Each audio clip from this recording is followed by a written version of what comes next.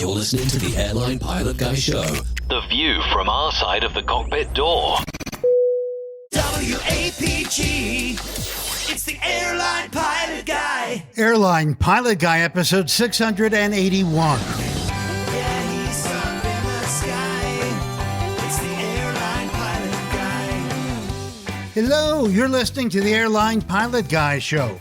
The view from our side of the cockpit door, with your host, Captain Jeff, broadcasting live from APG headquarters in Roswell, Georgia. Today's show is recorded the week of October 20th, 2025. Yeah, he's up in the sky. It's the Airline Pilot Guy. Picture light and he's flying by with the Airline Pilot Guy.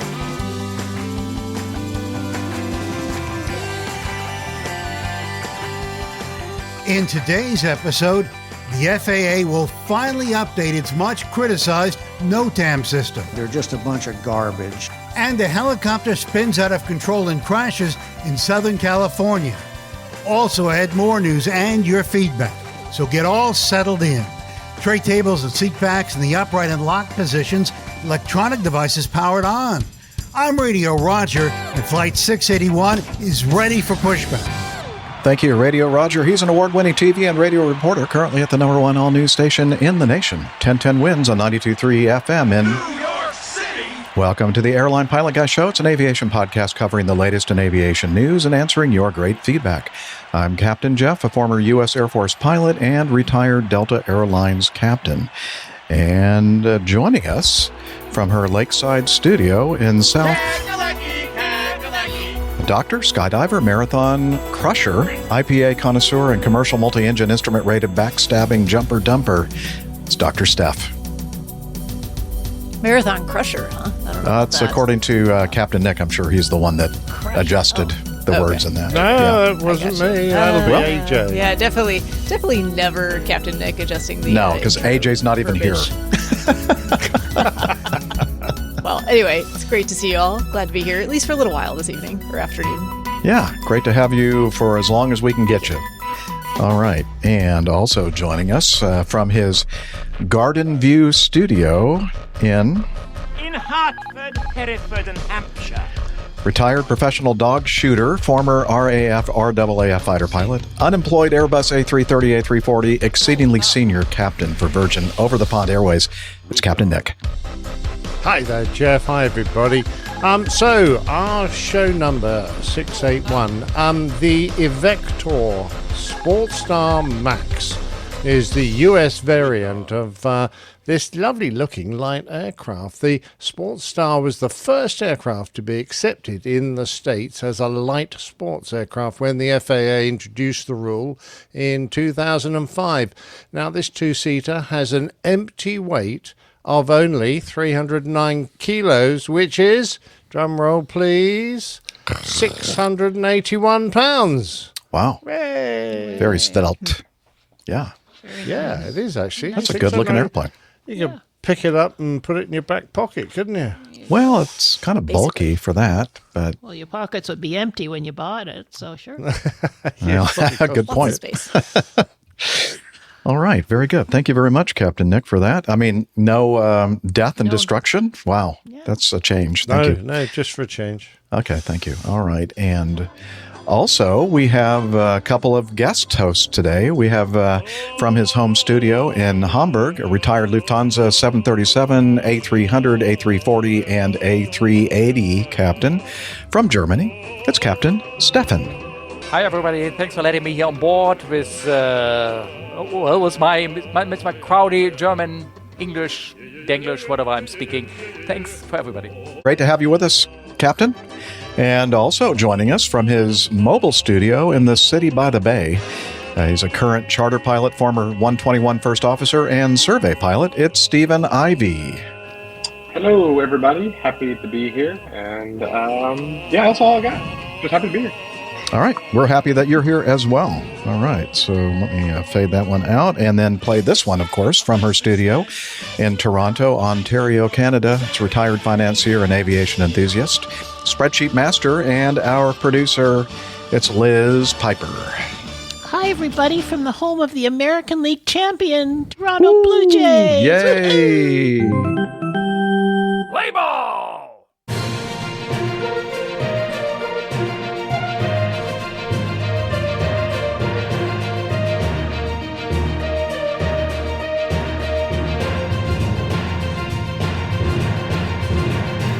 Stand by for news. We're going to start off with this. This is something that I'm sure many of you have already heard quite a bit about. It is a incident with a 747 in Hong Kong, and have a little bit of video to play from VAS Aviation. So we're going to pop that onto the stage.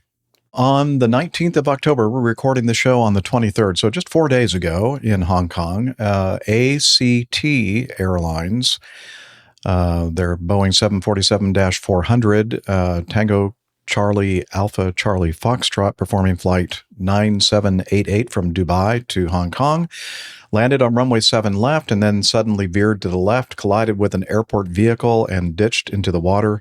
The aircraft broke apart. The 4 occupants of the aircraft were rescued, and the 2 occupants of the vehicle received fatal injuries. Approach, good night, Emirates 9788, descending flight level 110, unrestricted, inbound, contact. Emirates 9788, runway 07 left, turn left direct to lines, meeting high speed. Direct to lines, and runway use 06 left, and high speed approach, Emirates 9788. All right, no more audio recorded during their arrival, so the video is showing the depiction of them landing on the runway 7 left, and about, I don't know, a couple thousand feet down, the Boeing 747-400 starts veering to the left, and as we said before, hit an airport vehicle with 2 passengers, and they were fatally injured, and the aircraft... Cathay 829 and descend to flight level 130 and enter the holding over Canto. Descend flight level 130, holding at enter hold at Canto, Cathay 829. Okay, and so the rest of the video kind of depicts what happened there as far as all the airplanes coming in and issued holding instructions, etc., while they tried to work out what was happening and had the crash rescue fire vehicles respond to the accident site. From FlightRadar24.com, according to initial reports from Hong Kong authorities, an AirACT cargo 747 veered off the runway, as we said, striking a ground vehicle and going over the seawall. The aircraft came to rest in the water with its tail detached. The accident happened at 1953 Coordinated Universal Time on 19 October. That's 3:53 local time. I guess that's in the middle of the night, right? 03:53. According to police, one of the occupants, both of the occupants of the ground vehicle died. The AirACT 747 was operating for Emirates Sky Cargo as flight 9788 from Dubai to Hong Kong. The flight touched down on runway 7 left. They veered off the runway approximately 5,000 feet from the runway threshold. Based on visual evidence from the scene showing the aircraft along the seawall, the 747's tail was severed as it went into the sea.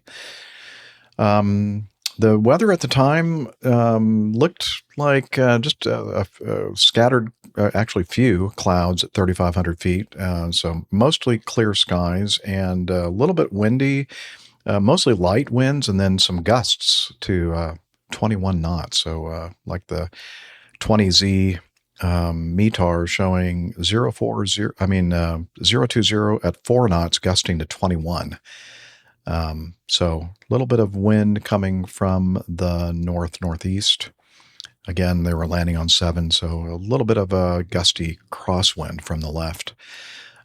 So far, we don't have any idea exactly what happened there, if it was some kind of a mechanical failure or some kind of a misapplication of controls. But, we do, when I heard about this incident, I thought about our APG community member, Nigel.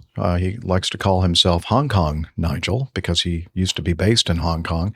I asked him to be on the show with us today, but it's like in the middle of the night right now, like 2 or 3 o'clock in the morning, something like that. So He said, I'm going to take a pass, but I'm going to record some audio for you for the show. So let's hear from Nigel. Hello, Captain Jeff, crew, and APG community. This is Hong Kong Nigel. Thanks for asking me if I can offer any insights into operating 747s in Hong Kong. Young fellows must recall, I retired 13 years ago, and this archaic dinosaur doesn't fly. And that's just reminding Captain Jeff he called me archaic in APG 652. Sorry. I'm not really into Monday morning quarterbacking, and that's best left to the Civil Aviation Department, CAD. They'll do an inquiry, but maybe I can paint some colours into the early picture. I certainly don't know anything about Emirates or Turkish operations or their flight time limitations, etc. They apparently had 4 crew. The jet had been operating a return Dubai-Hong Kong-Dubai shuttle over the previous few days, with about 3 hours on the ground to reload. It landed empty, so it's probably just filling up with cargo, and it should be able to do that in time. You can put about £250,000 of cargo on a jumbo, so it probably makes it quite economical. They might have had new crew in the hotel to replace these guys, but I'm guessing that one pair flew outbound to Hong Kong, and then the others would fly the return leg. You don't really need 4 pilots for a 7-hour flight.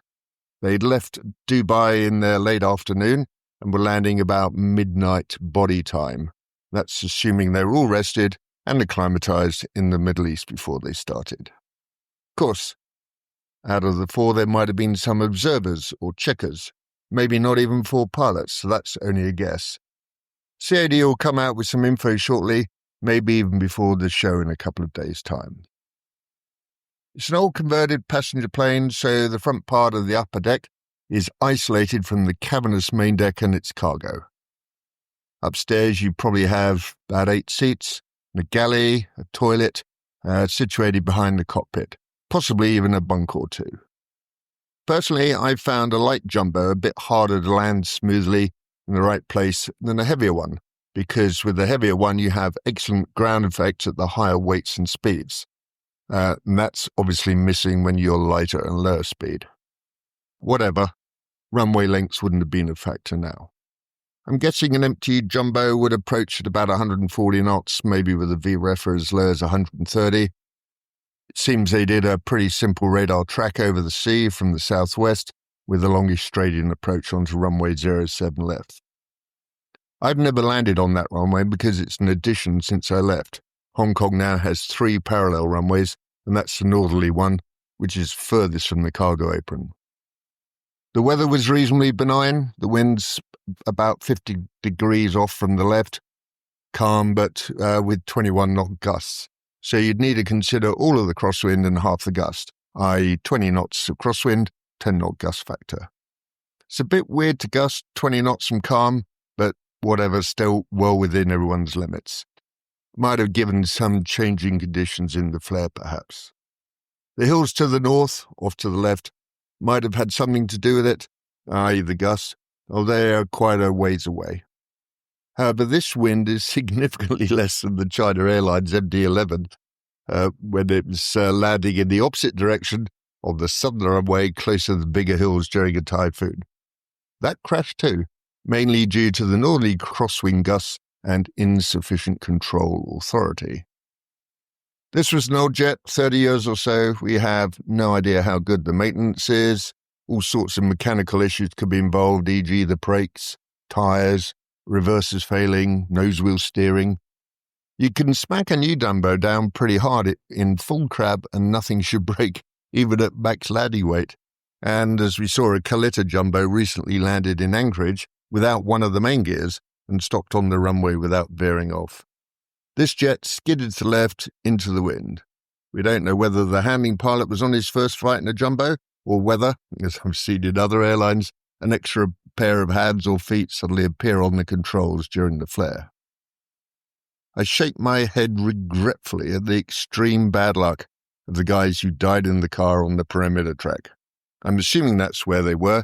I doubt the car was on the runway and caused the accident. A jumbo would brush it aside. Yeah, it would be a bit of a bang, but that's about it.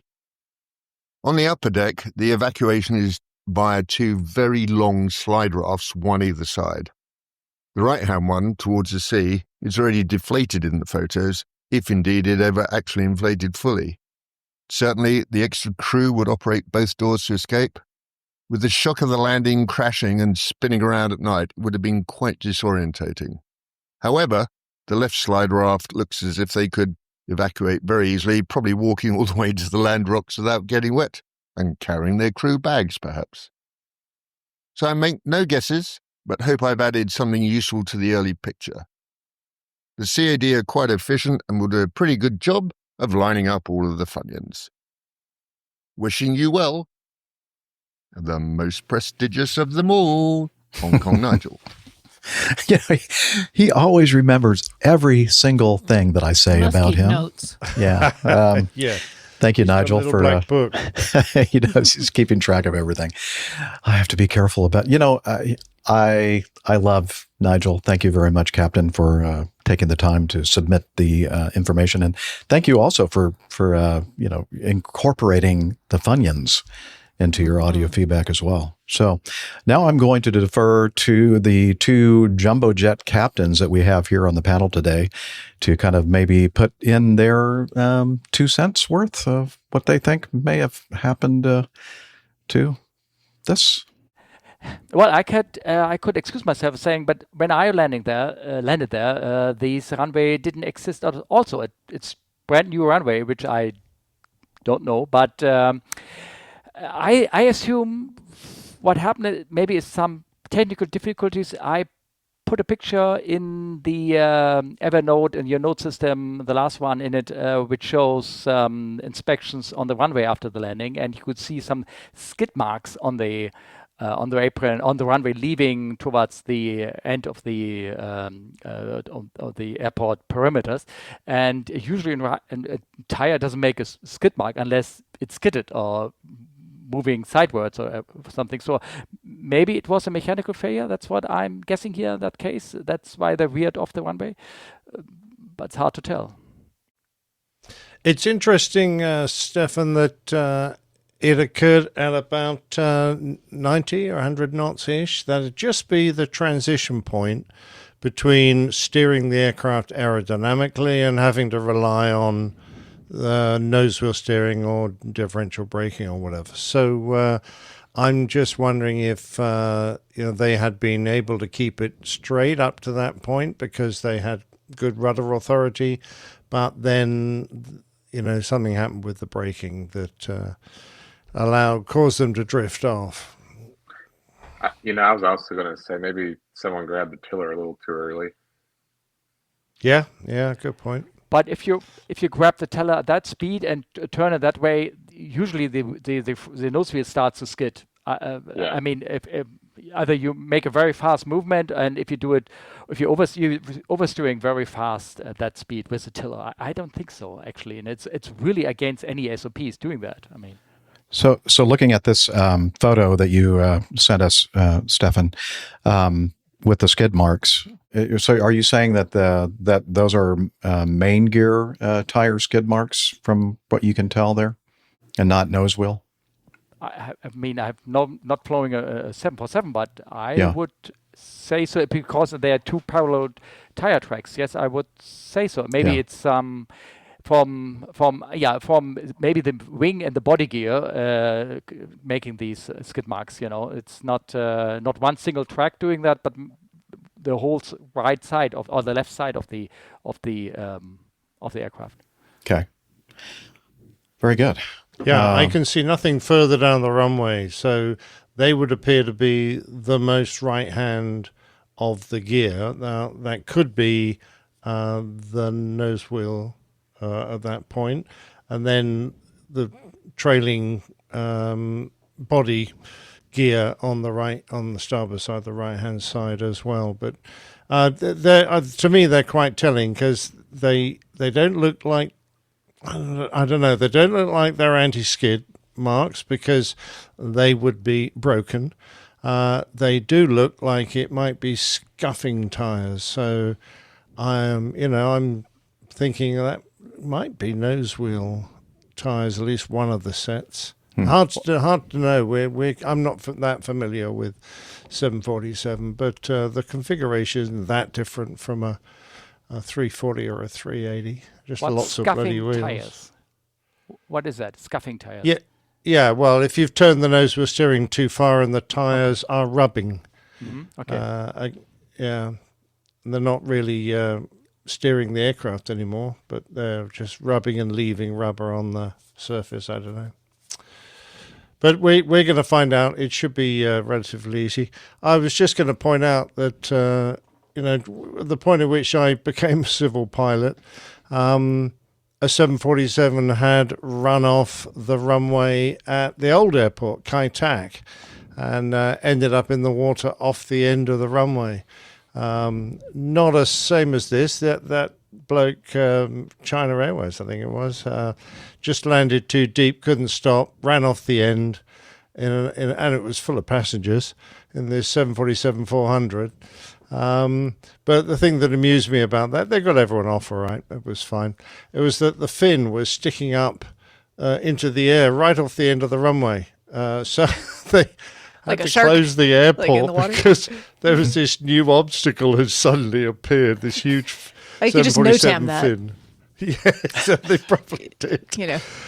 Exactly. In the end, they got the Hong Kong, army, though, or I think it was probably still British at that point. I'm not sure.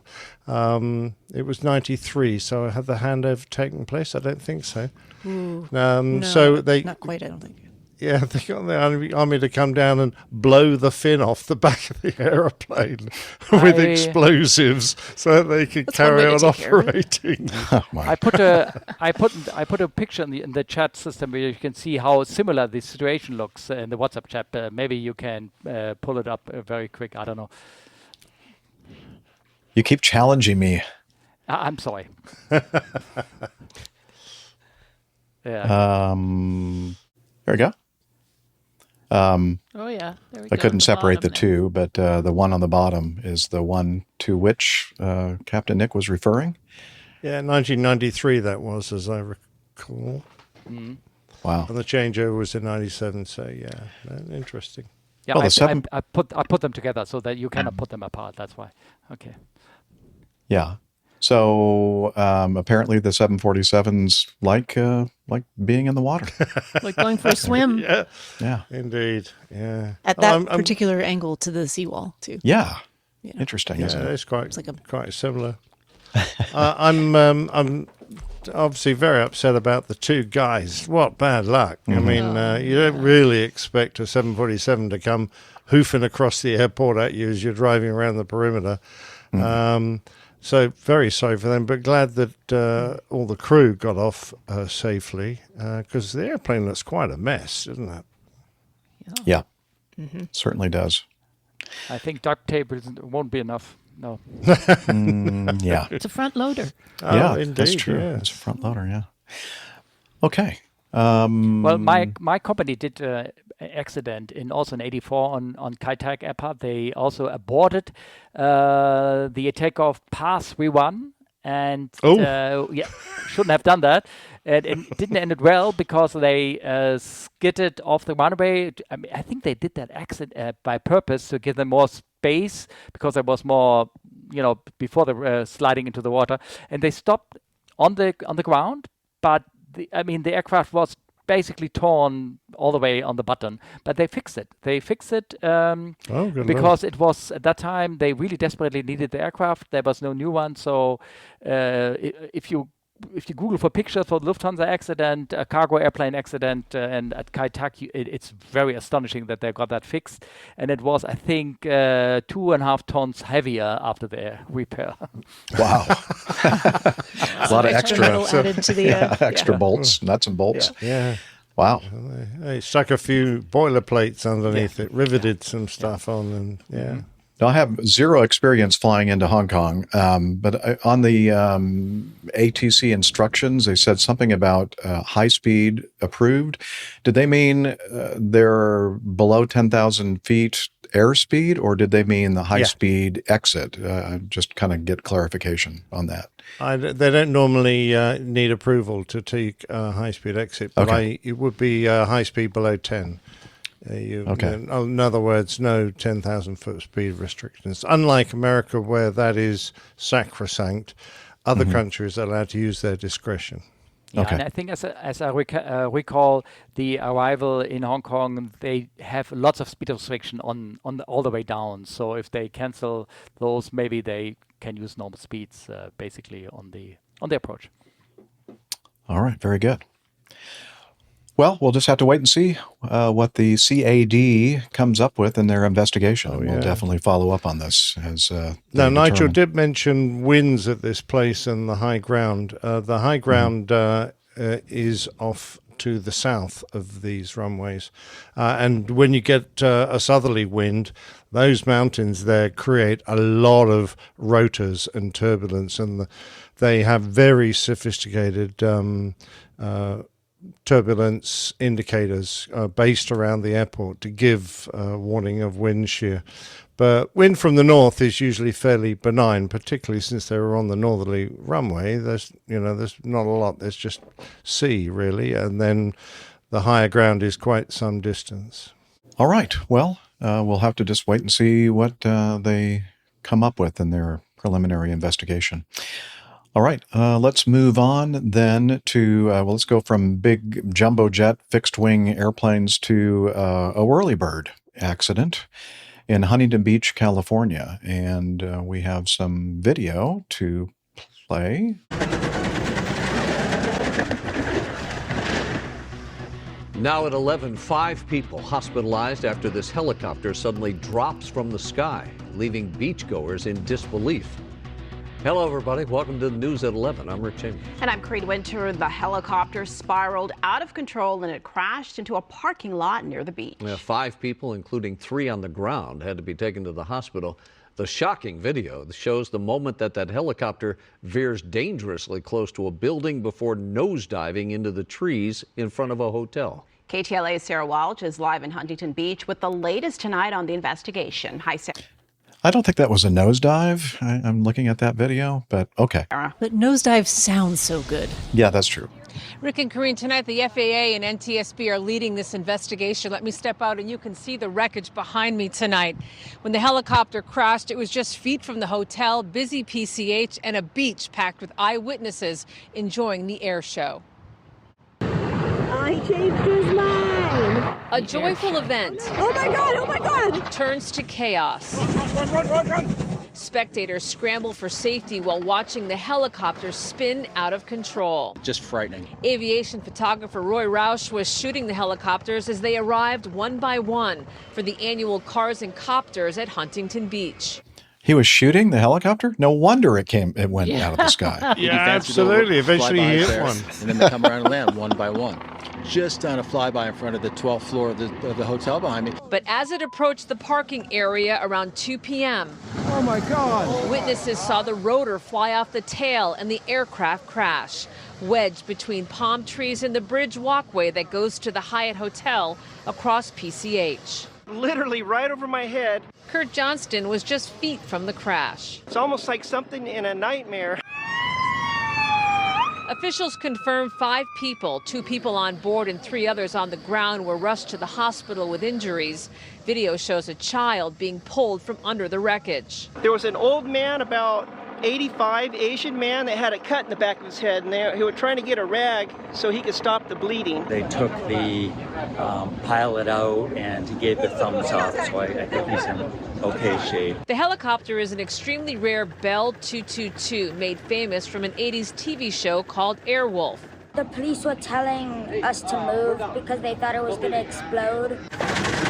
What caused the malfunction is not yet known. Hitting the trees, I think, might have softened the blow because it kind of came down wedged between trees and the building. It's a total miracle. It could have landed right on Pacific Coast Highway, which is right behind us here. And tonight, as you look live at the wreckage here in Huntington Beach, there's been no official release on any victims' names or conditions. Tomorrow's event that features exotic cars and helicopters and benefits the Huntington Beach Police and Community Foundation will go on as scheduled. But Rick and Karine, tonight the organization is, of course, sending prayers to all of those involved in this accident. We'll send it back to you in Hollywood. I'm wondering, RJ, Ranjit, he lives in Huntington Beach, and for some reason he declined to be on the show today with us. I don't know if he has anything to do with this or not, but Is he in the hospital? I don't know. Yeah, is he in the hospital? I don't know. Anyway, so this is an interesting accident, and we have actually one of our community members sent us some feedback, and it might be a good idea for me to maybe read that right now. Liz, what do you think? Yeah, go for it. Okay. From Ahmad Danhamadu in Nigeria. He says, hello, my feedback is on last weekend's helicopter accident at Huntington Beach. Let's see. My take on the accident. Let's see. Disclaimer, he puts at the very beginning. You are not obliged to take seriously what I've said below since investigations have not been concluded. It's just my 2 cents on what could have happened. Could be correct, partially correct, or incorrect in my assumptions, and therefore I stand. These are my assumptions, and I therefore stand to be corrected by investigation results. But he is obviously taking the APG pledge of 50% accuracy guarantee, maybe even higher, possibly. Firstly, as much as some people have described the owner of the ill-fated Bell 222 helicopter who was on board at the time as being a risk taker, I'm convinced beyond any reasonable doubt that he was a disciplined pilot. Reports say that he wasn't even the one flying at the time. Rather, it was his younger accomplice at the controls. Secondly, there are indications in the video for the discerning viewer that mechanical failure caused the loss of control and not pilot error. Otherwise, why would such a stable approach that transitioned into the start of a stable descent suddenly turn into a sudden yaw, followed by a sudden descent, followed by an exacerbation of the yaw into a wild, sustained spin? Below is my deduction of what may have happened. And he said, I look forward to the statement of the pilot flying of what he experienced throughout his commanded approach to the landing zone from cruise flight. He says, number one, video footage of the stable approach shows that the tail rotor seemed to be spinning at an unusually slow speed. This shouldn't be taken literally because video cameras have an issue with how they see certain rhythmically turning or spinning objects, which is not the same, but definitely related to the stroboscopic effect. Nevertheless, the tail rotor seemed unusually slow. The speed seemed unusually slow. Since it is a smaller span rotor, I would expect its spinning speed to be the same or higher than the spinning speed of the main rotor in order to provide anti-torque effect against the engine's effort to spin the main rotor.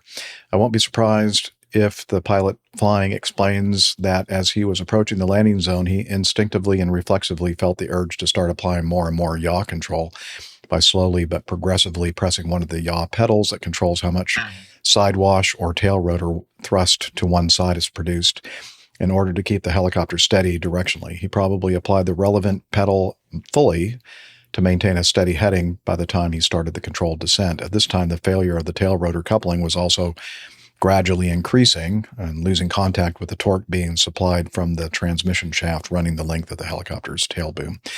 Once the structural failure of the tail rotor coupling had been completed before its detachment, torque from the two engines meant to spin both tail and main rotors was no longer tamed by the failing tail rotor coupling. This resulted in the untamable spin of the helicopter in the direction opposite of its spinning main rotor.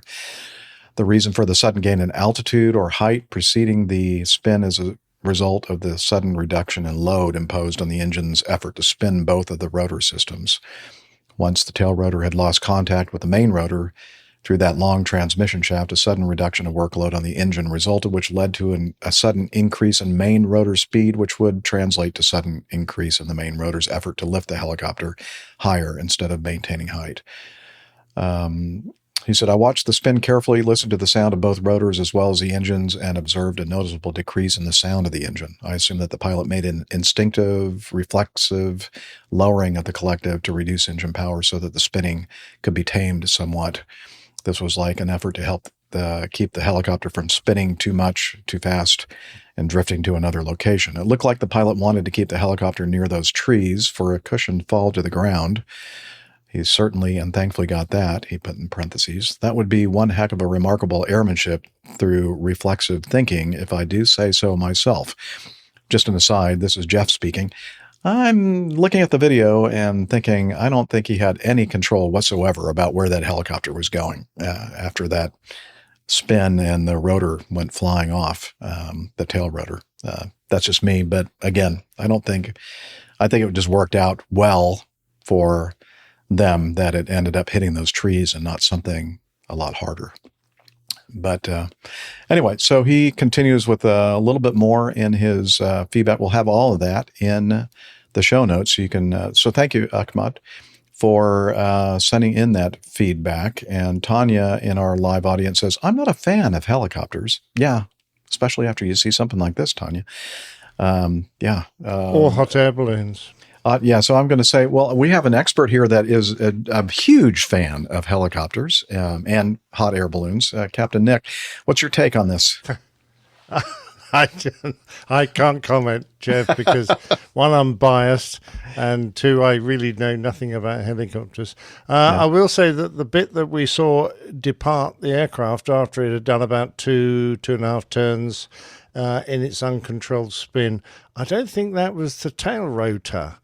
I think that was probably more likely to be one of the aerodynamic wings that were mounted on the tail, just couldn't cope with the forces that were being applied on it. I mean, I might be wrong, but if it was the tail rotor, the failure had occurred, 2 turns before that. So, why it would choose that moment to fly off, I don't know.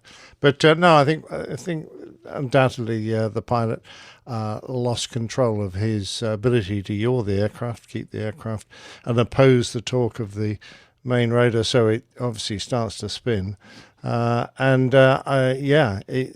Just to keep the damn thing vaguely upright, I think was well done from his point of view. But the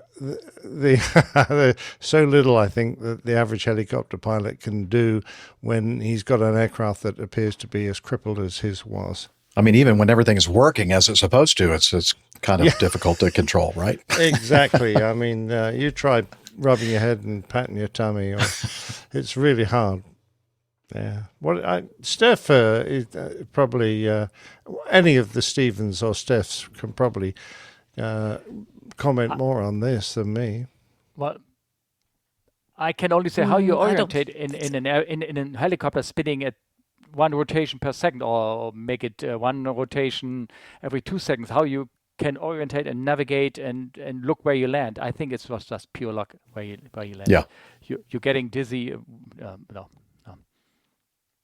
Yeah, and that sequence was pretty quick too. You know, it wasn't like it was a lot of time to make any sort of plans. No. But I don't really have much more to add about helicopters. I know very little about them. Neil Lanwarn in our audience says, I was sure I heard Nick he had joined the Rotary Club. Surely that's a support group for helicopter pilots. Yeah. Are you part of or did you join the Rotary Club, Captain Nick? No, I joined the Fixed Wing Club. I got you. Okay. Club. Sorry. He was mistaken. What do you think, Steve and Ivy? Do you have any experience flying helicopters or? No, I don't have any experience with helicopters, but I think any helicopter pilot would tell you at that point you're kind of at the mercy of the whatever failure's going on. You don't have a whole lot of control of the situation. Yeah. I think hard we all to agree glide with a helicopter. That. Yeah. Not quite this. Yeah.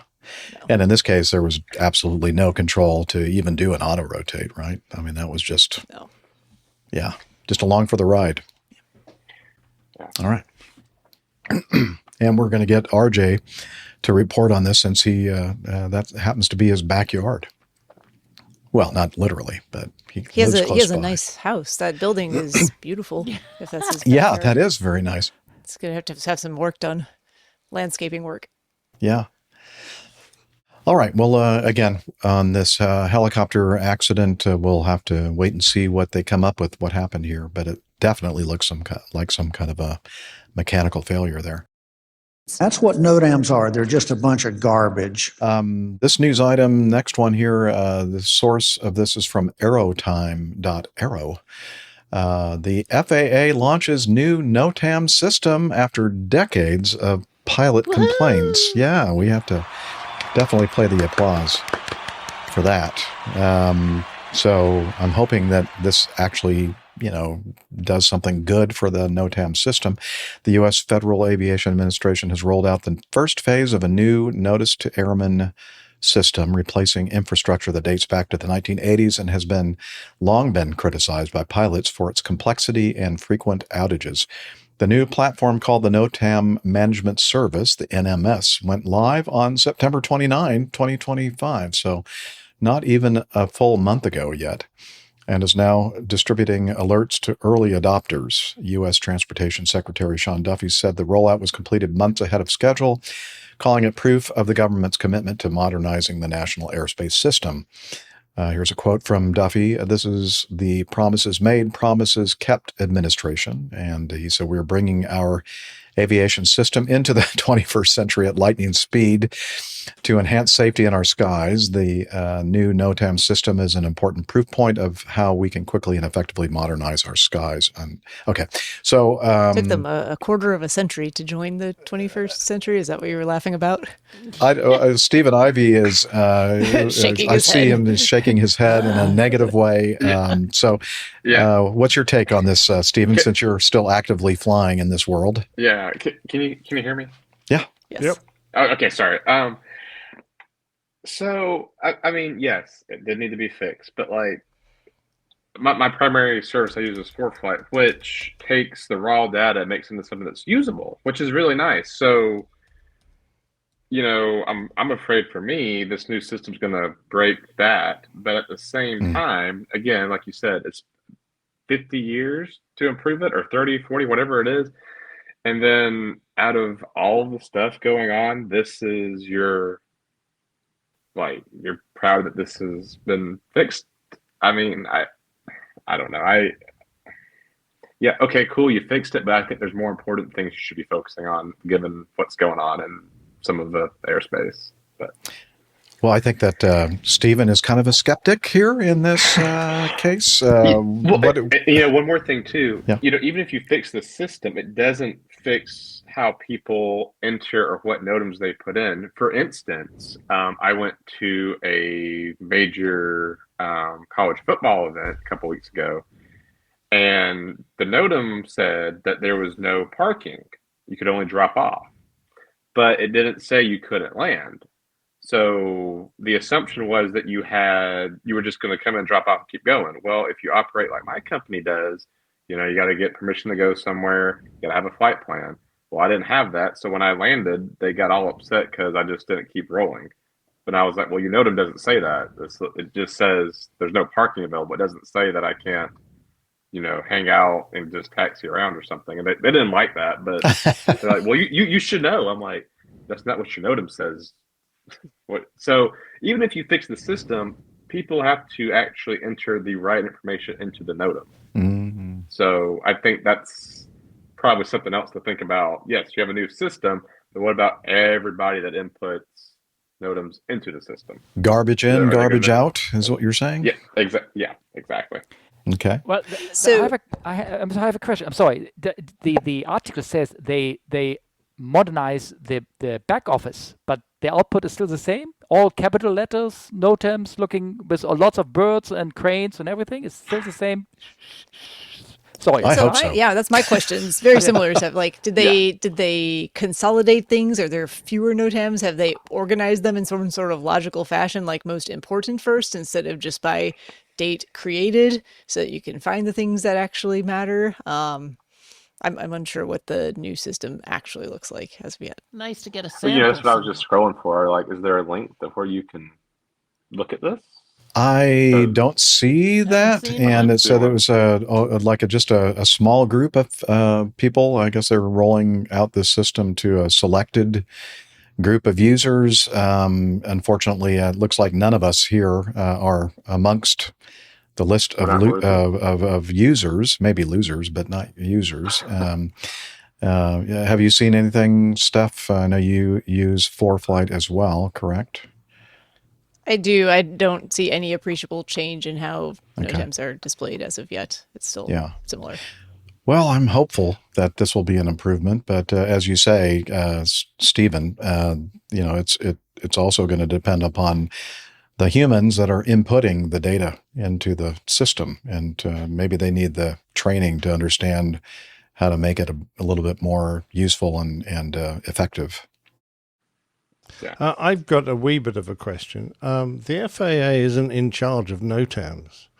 The FAA administers NOTAMs in the United States, but ICAO sets the standard for the production, sets the guidelines for how NOTAMs are written in Annex 15 of the Convention on International Civil Aviation. So I'm not quite sure how free a hand the FAA has to change the NOTAM system, because they can't easily go against ICAO's guidelines for how NOTAMs and the infrastructure are set up. So that's a bit of a question from me.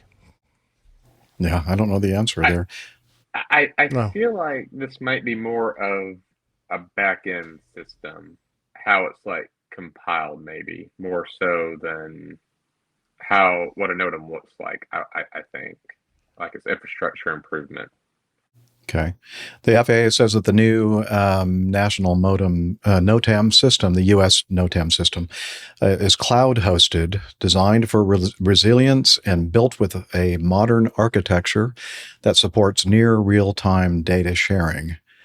The agency promises the system will make it easier for pilots, airlines, and air traffic controllers to share the information while also running more smoothly and reliably than the outdated systems it will replace. I will say, though, that when you are cloud hosting things, like many of the major airlines around the world have experienced in the last decade or so, it doesn't always work out super well. Week. Yeah. So Amazon. I was just going to say, I did some Googling and I found the new portal for it, and it has the metrics for what it currently is doing. So there's only 5 users on the new system. Oh. And they have over 69,000 active NOTAMs as of today. And the whole airspace has over 340,000 NOTAMs active. So just to give you an idea of the data they're processing.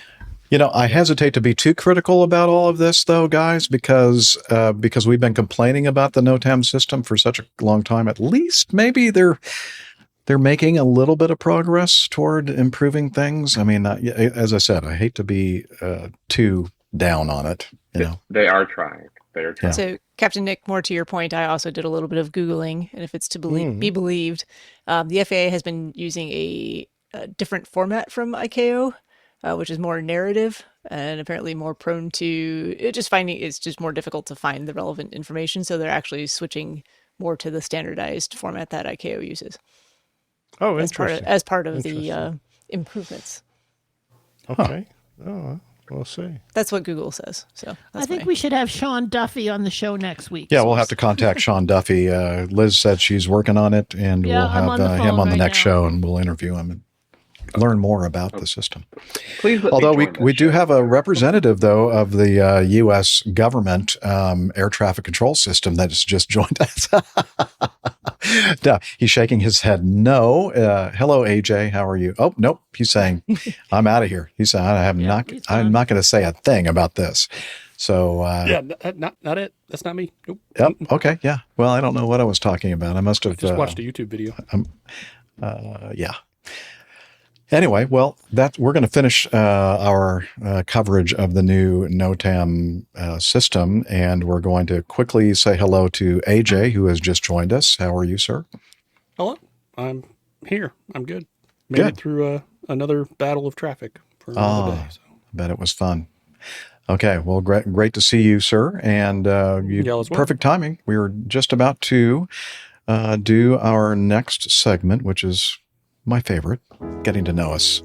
That's the segment of the show where we kind of get all caught up with what everybody has been doing between shows since the last time they were on the show. And a couple of these people, it's been a long time since they've been on the show with us. Go. I'm sorry, Liz? Do Steffi first. Oh, okay. We're going to do Steph first because she's got to go. So, Steph, have you been doing anything in the, I don't know, last couple of weeks? Anything interesting? Doesn't have to be aviation related at all. Well, there was a little bit of aviation related stuff. I flew jumpers last Saturday, this past weekend. So it was a very busy day. We basically went, it was a beautiful fall October day. We basically went sunrise all the way to sunset without hardly taking a break. So it was a super busy day. And then it was too windy the next day. So we did nothing, which I was actually a little grateful for because 10 hours was a lot of flying on Saturday. That is a lot. Yeah. It was fun. It was great though. It was a very good day, very efficient day.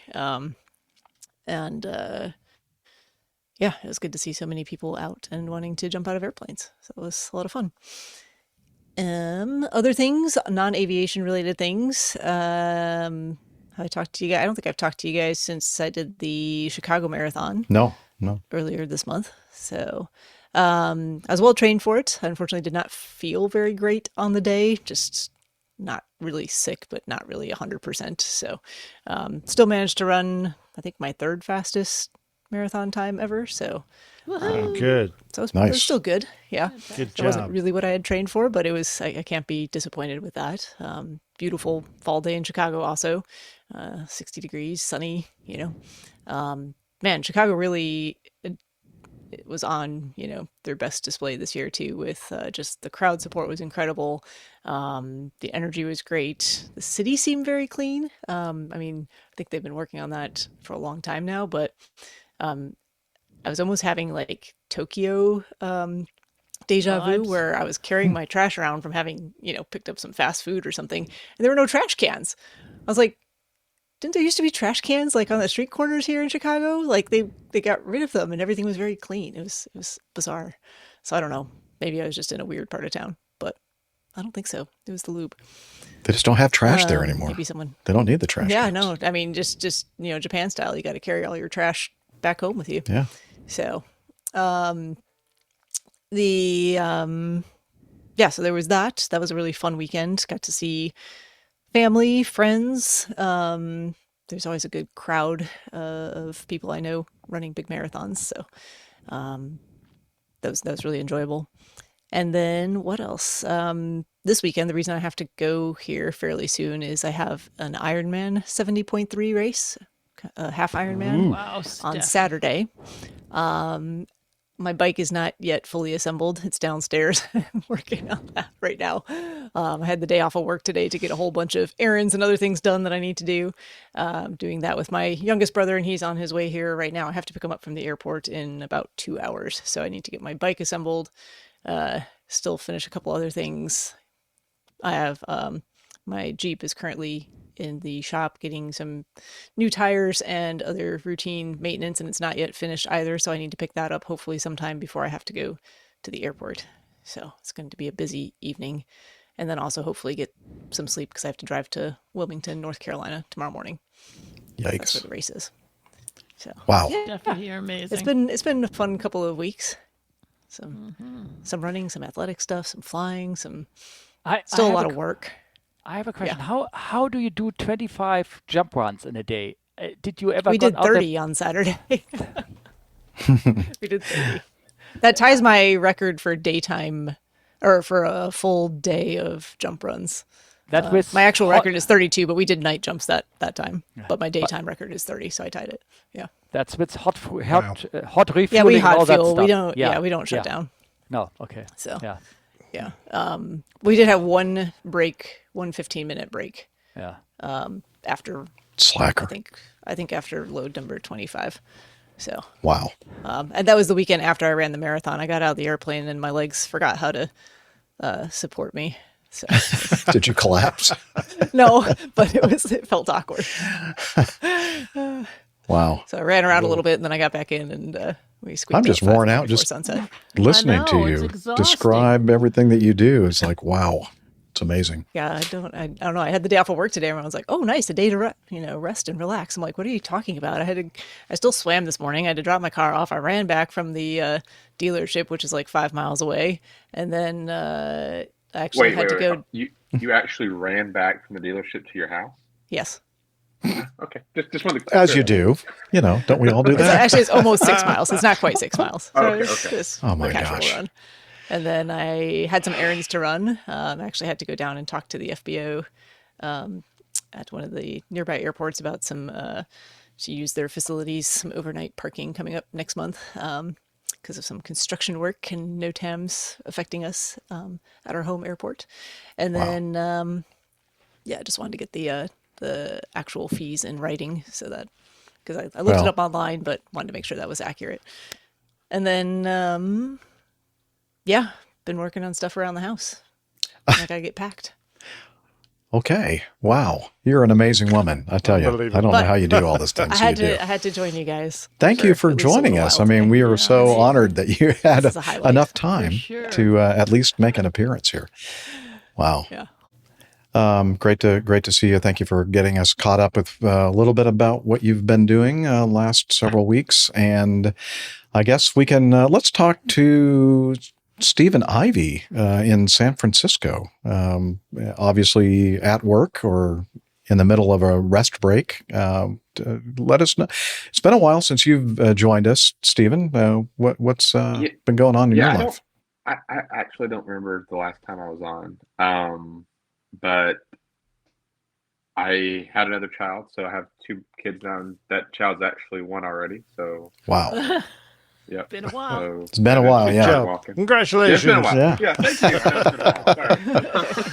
you. Yeah. I also transitioned back to the Challenger as captain back in January, and then had my first recurrent fit in August, passed it, and then I've been flying a lot. And then as far as stuff going at home, my wife had a knee surgery back in August, so I've been trying to help her recover from that. Unfortunately, she's been having a lot of issues with the actual, not the knee surgery, but the where they opened up her leg to do the work. A lot of infections been going on, and it's been an ongoing thing, and we're both very tired of it. So we're hopefully at the end of the tunnel there. But other than that, I've had some really weird stuff happen with some of the people I've flown. Just stuff you wouldn't expect to deal with, which I know here in the States, if you don't have it, make sure you get your real ID or a federal compliant ID so you can actually fly, or bring your passport, because I cannot tell you the amount of people I've had to tell I cannot take them anywhere because they don't have one. So how long have they been saying to get one of those before this actually 20 took effect? years, It's I been think. like a decade, right? It's been 20 20 years, years. 10 years? 20 years. So just to give you an idea, I got my driver's license updated back in 2014, and I got a real ID then. So it's been at least 10. Yeah, I think mine is going to So- expire next year, and it's a real ID, and it was good Yeah. for 10 years or 7 years or something. So it's been a while. Yeah. Yeah. But other than that, just random doing stuff around the house when I have time, and when I get time like this, I get to join y'all and hang out. So Awesome. nothing overly exciting. Great to see you, and congrats on your on the second child. And Yeah, thank you. Steffen. Dr. It's a Dr. Steph, Captain Steffen. It's been a while since you've been on the show with us. What have you been up to? I know you do a lot of traveling, because we invite him quite often to join us, and he always has an excuse that he's traveling somewhere in the world. Yeah. I think the last time I was here was over half a year ago. Can it be? In the meantime, I Yeah, was it's been a in while. Japan. I told you that, I think, maybe. Yeah. So I know the trash problem, Steph. Yes, it's an honor to carry your own trash with around. Just simply don't make trash. That's good. Yes, I did a lot of traveling, also some flying. 2 of my students finished they finally got the PPL, their license, so I'm quite happy that it's their work, not mine.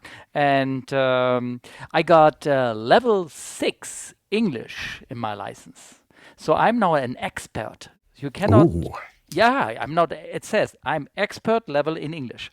So I if have you no don't doubt that you'll correct us when we screw it up. So if there's any problem with me understanding me, that it must be you, not me. It's our problem. Not your problem. So, okay. Yeah. So I have no English test anymore to take. For us foreigners, it's sometimes mandatory. It is mandatory to fly IFR. Do that. And yes, that's about it.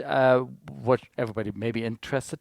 I don't know if you are interested. It's a couple of minutes to play this video I sent in the show notes. I don't know if you have time for that.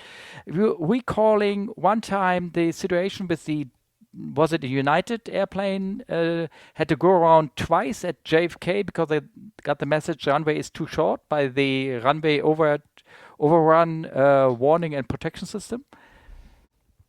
Remember that case? It was a Delta flight. Was it a Delta? Okay, it was a Delta. Yeah. So just let me know when you want me to start playing this video. If you need to set it up a little bit more. No, you can play. It just shows for your example. I did that video. I very often filmed the approaches. I had a GoPro attached to the camera. Sometimes I just filmed the outside, sometimes the inside, or sometimes both. And here in that case, my first officer was flying, and so we suddenly got a pop-up of these systems saying, if runway wet too short. And I thought it might be interesting for you to see that how it looks like in an Airbus cockpit. And I put the primary flight display and the put it also in the video so you can see how it pops up, and you can hear us talking. It makes it kind of uncertain. Just go start playing it. Don't worry. Okay. Wait, the volume's a little bit too loud. Hang on. Let me bring it down. Okay, so we can hear you. Okay. Go ahead. It's what is it around the 004 left, I think. Or 22 left, maybe? Yeah, 22 left. I'm sorry. VOR approach, and we flew a FLS approach. You see it maybe down there in the display. Is this a 380? It's a 380, yes. Yes, A380 cockpit here. Yeah. Yeah, at first I was going like, well, you're not very well lined up with the runway, but if you're 22 left and you're flying the non-precision, it kind of brings you in an angle like that. Yeah, it brings you in, and then we start deviating from the FLS approach to line up with the center line. Okay. That's why the needle went off to the left. And it was very windy, very gusty a bit. And the system suddenly said, if red too if red too short. You see that? Yep, we're let's see, let me stop it right there in the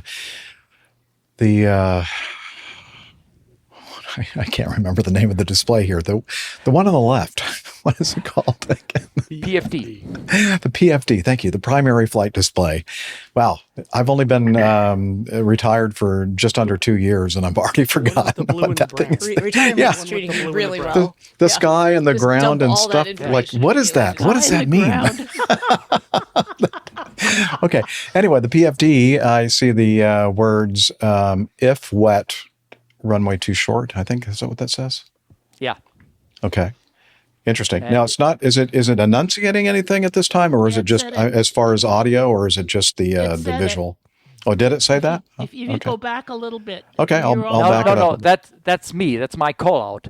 Oh, you're calling. Okay. I said if I called it out so it's my call out saying that to somebody said it. Yeah, that was me.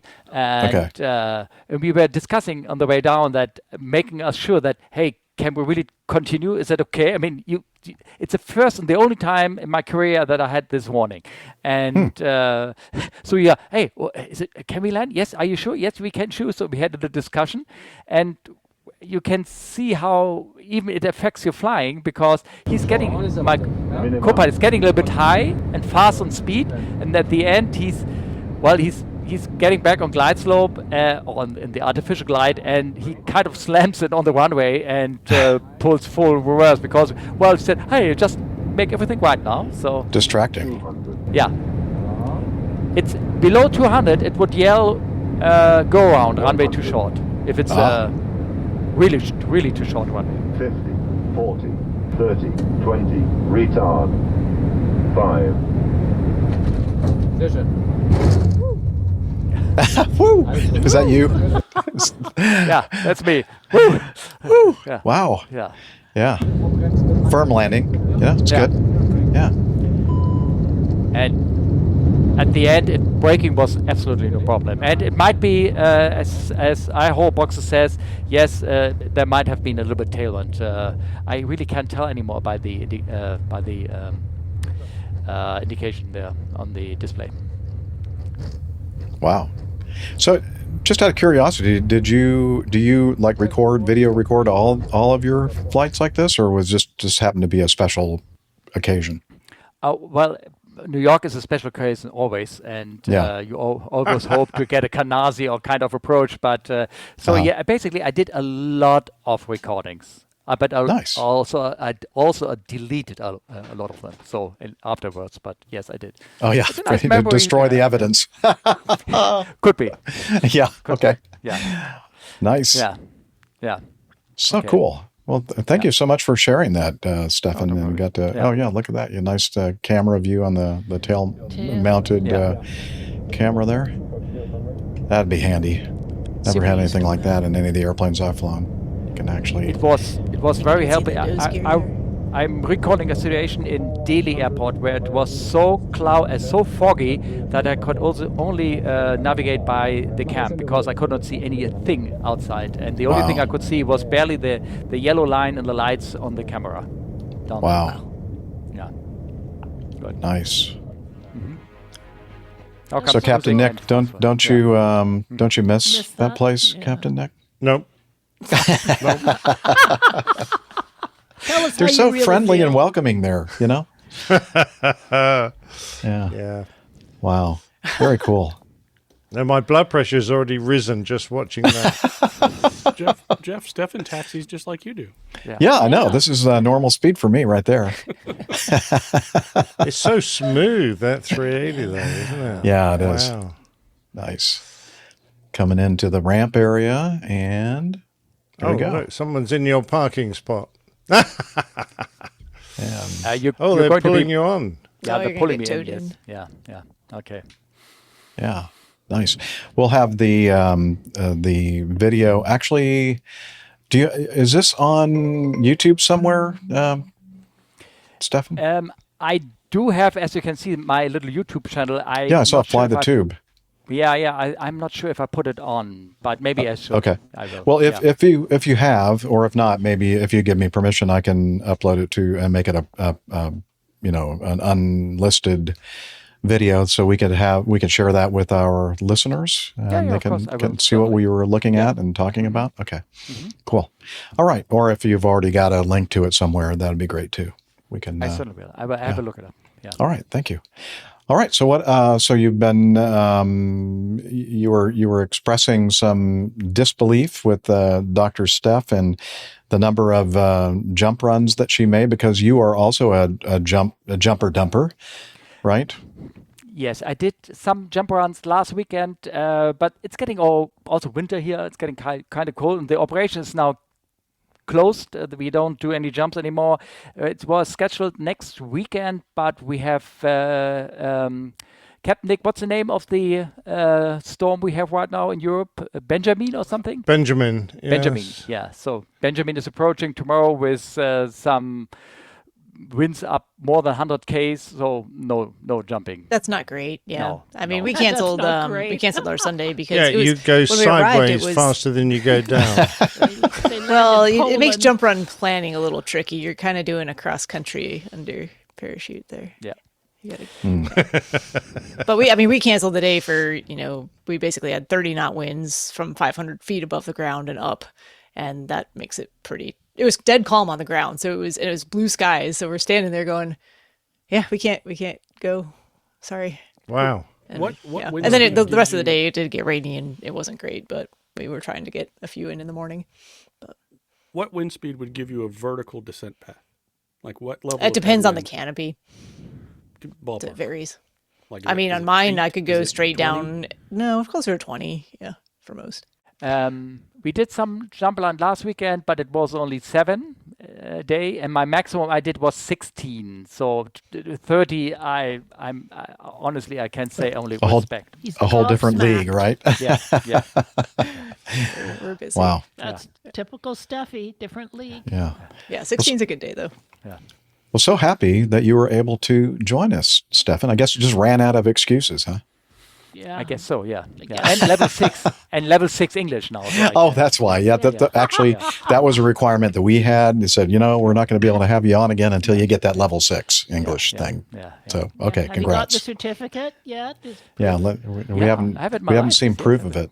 You need to maybe mail us a copy just to make sure we have that on record. All right. Of course, I'm kidding. AJ, how have you been? Good. Doing a good bit of flying last week and a half or so. Got to play with the Malibu again. And as you can see, if anybody's watching the YouTube, you can see my background is a different hangar. Got to go hang out in a pretty cool hangar there. It's full of a bunch of fighter jets. Ooh. So I got to fly both of those. And you flew a 777. Mm-hmm. I flew a quadruple 7, Nick. Okay. See, that's a quadruple 7. Oh, nice. Okay. Yeah, so it is. But the L-39 there just came out of annual, so went and did a little test flight with the owner and had a airspeed disagree between our primary and backup airspeed sources. So we went, it's not fixed. So ended up flying the Malibu back home anyway. Ended up getting it back on Monday. Went out there and took the 182 and dropped Larry off, and he flew the jet back. So it's back in. Actually, he's already out in Utah doing a formation clinic out there with it. So it's already cross country. But yeah, it was a super fun week flying. And then other than that, just normal work. Going through some things, getting the system working right. And upcoming is tomorrow. I got to go pick up all of the Angel Flight setup, our promotional booth, and we're going to the Gainesville Fly-In on Saturday. So anybody's in the North Georgia area, come check out the Gainesville Fly-In. Should be pretty neat. Bunch of neat experimentals and all kinds of airplanes on display and food trucks and bouncy houses and the whole 9 yards. No, it is. Just saw iHell Box's comment, asked if my Porsche was also striped black and yellow, and if I had a Porsche, it would not be black and yellow. That is not my color scheme. The owner of those aircraft is, if you can't tell, a Georgia Tech grad. Georgia Tech. And he likes 7s, apparently. He is a big fan of the number 7. Yeah. It is easily his favorite number. Here's the proof from there you go. Captain Steffen that he has passed Mind his... you, we can't read it because we have level it's 0 not even German. written in English. Wait a minute. How are you supposed to read that? I don't know. We're just going to have to take his It's a word weird for it, mix I think. of English and German. I don't. Sprachen. Must be legit. It's English and written there. I mean, honestly, yeah. I'm glad to see that your English and your German carry the same level. I would have been more concerned if your German was like level 5. Well, even my friends and my family, if I talk, nobody understands me, even if I talk German. So it must be some lower level. We need to see a copy of this test. Yeah. Interesting. Anyway, wow. So you've been busy, sir, doing a lot of flying. And how's the job going? Still employed? I mean, like, because of the government shutdown and all that kind of stuff, Yeah. Shockingly still employed. Okay. Allegedly, we are no restrictions. Supposedly, we're going to keep getting paid and keep working for the foreseeable future. All right.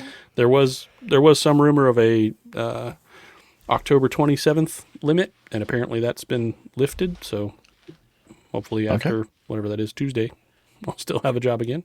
Yeah. We actually have another class. We're doubling up on our classes. So one's kind of moved into the simulator lab, and that's their phase of their class. And we have another one coming into the classroom. So we're actually going to have double the amount of students in the office at the same time. So that'll be pushing them through there. It's going to be interesting. It's going to be a packed house because we're already kind of not at space capacity, but it's not. I think double is going to be snug. So just moving through the hallways and whatnot. Good. So they're actually following through on trying to kind of improve the pipeline of air traffic controllers. And absolutely. We had an interesting meeting. I don't remember if I talked about this or not. We had a really interesting meeting with the kind of the head people in each of the departments, if you will, involved in this whole program. And one of them from said federal agency actually said, "Hey, so the process that we have in place, we pass, give or take, 30% of the people that come in. So obviously it's not working very well.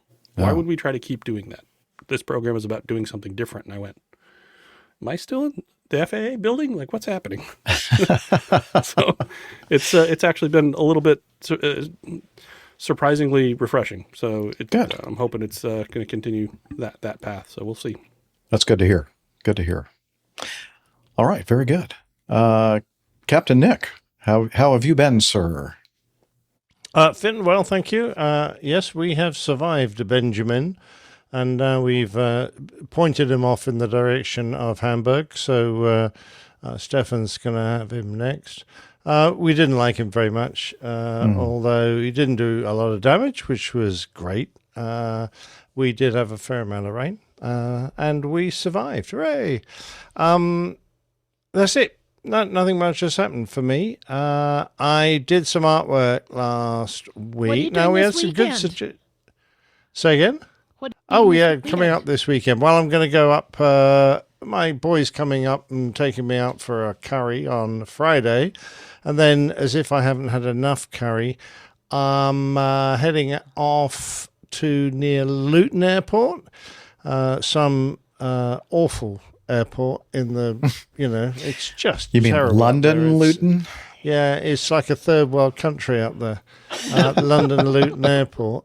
I'm going to go meet Pip, who's in the chat room, at least he was, and Captain Al, who's organised it. This is a sort of regular curry meet, but I think it's the first time I've ever managed to get to one. Trouble is, it's a bit of a drive, so for me to get to the other side of London. So I've booked a hotel nearby, and I will be able to have a few beers and then go and retire for the night. We're meeting Neville there, Neville Bounds from BT UK.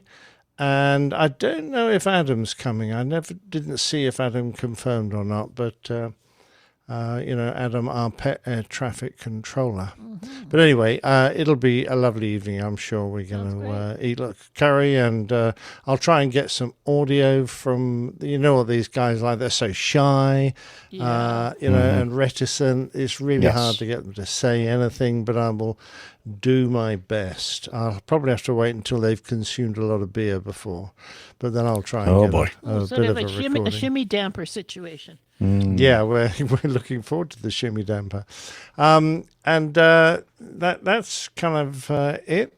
But anyway, artwork. Can we do the artwork? Yeah.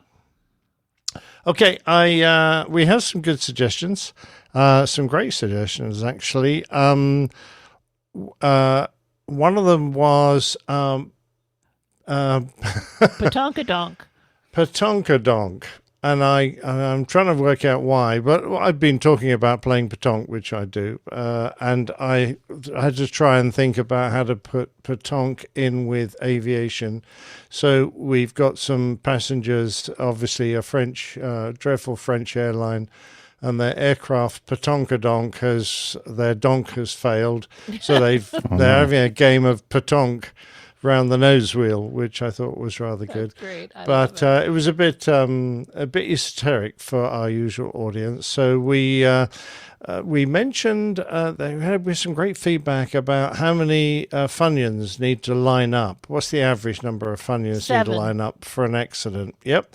And we discovered the number was 7. And you, Jeff, mentioned that that's at least how many lined up at the nuclear accident you had at 3 Mile Island. 3 Mile Island. Mile Island, yeah. Mhm. Is it still called 3 Mile Island, or do they call it 10 Mile because of the restriction around it now? It's still 3 Mile Island.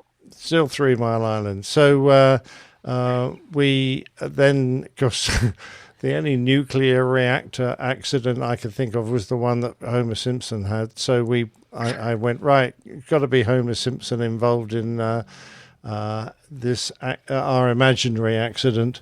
Well, So we were talking about the for- fact that this should be covered on not our show, an aviation show, but on a that's right. show that's hosted by the nuclear reactor guy, nuclear reactor guy show. NRG. Homer Simpson. Who is Homer Simpson? So there we got Homer and a new podcast. Now, if you want to find the show number, you had to look by his left arm and the red light. There's a little screen above that. Keep going up. There we go. Keep going. Keep going. There. Oh, 680. I looked. I could not find it, but now I see it. 680. That's that. And then we also had the logo, which Did see was that. amongst all the radiation crackling across the windshield. So there's the logo down the bottom. No, it's down the bottom. Down. That's it there. Half the logo. You see the logo sitting down the bottom there? There you go. And the penguin. He's sitting in one of the instruments. It's there he is. He's having to peer out going, what the hell's going on? Poor Another chap. jackass out there. Yeah, there's 2 jackasses in that picture, that's for sure. So that Now there are was the like artwork from 5 last week. jackasses in the picture that we're seeing now. Yeah. 6. Well, we got more than we could shake a stick at on this show. Yes, absolutely. So that's all from me. Just a random note. They are actually looking at starting the reactor that did not melt down at 3 Mile Island. Oh. So just a fun fact there. Has it been, I guess it's been dormant since the accident?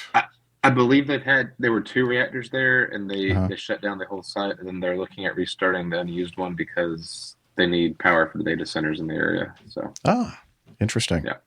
Yep. Okay, which is it's near Harrisburg, PA, which is it's the state capital, isn't it? Harrisburg? It is. No. Yeah. Yeah. Okay. Yeah. It is. Okay. Yeah. Good. I'm trying to remember my state capitals. It's been a while. Okay. Captain Jeff.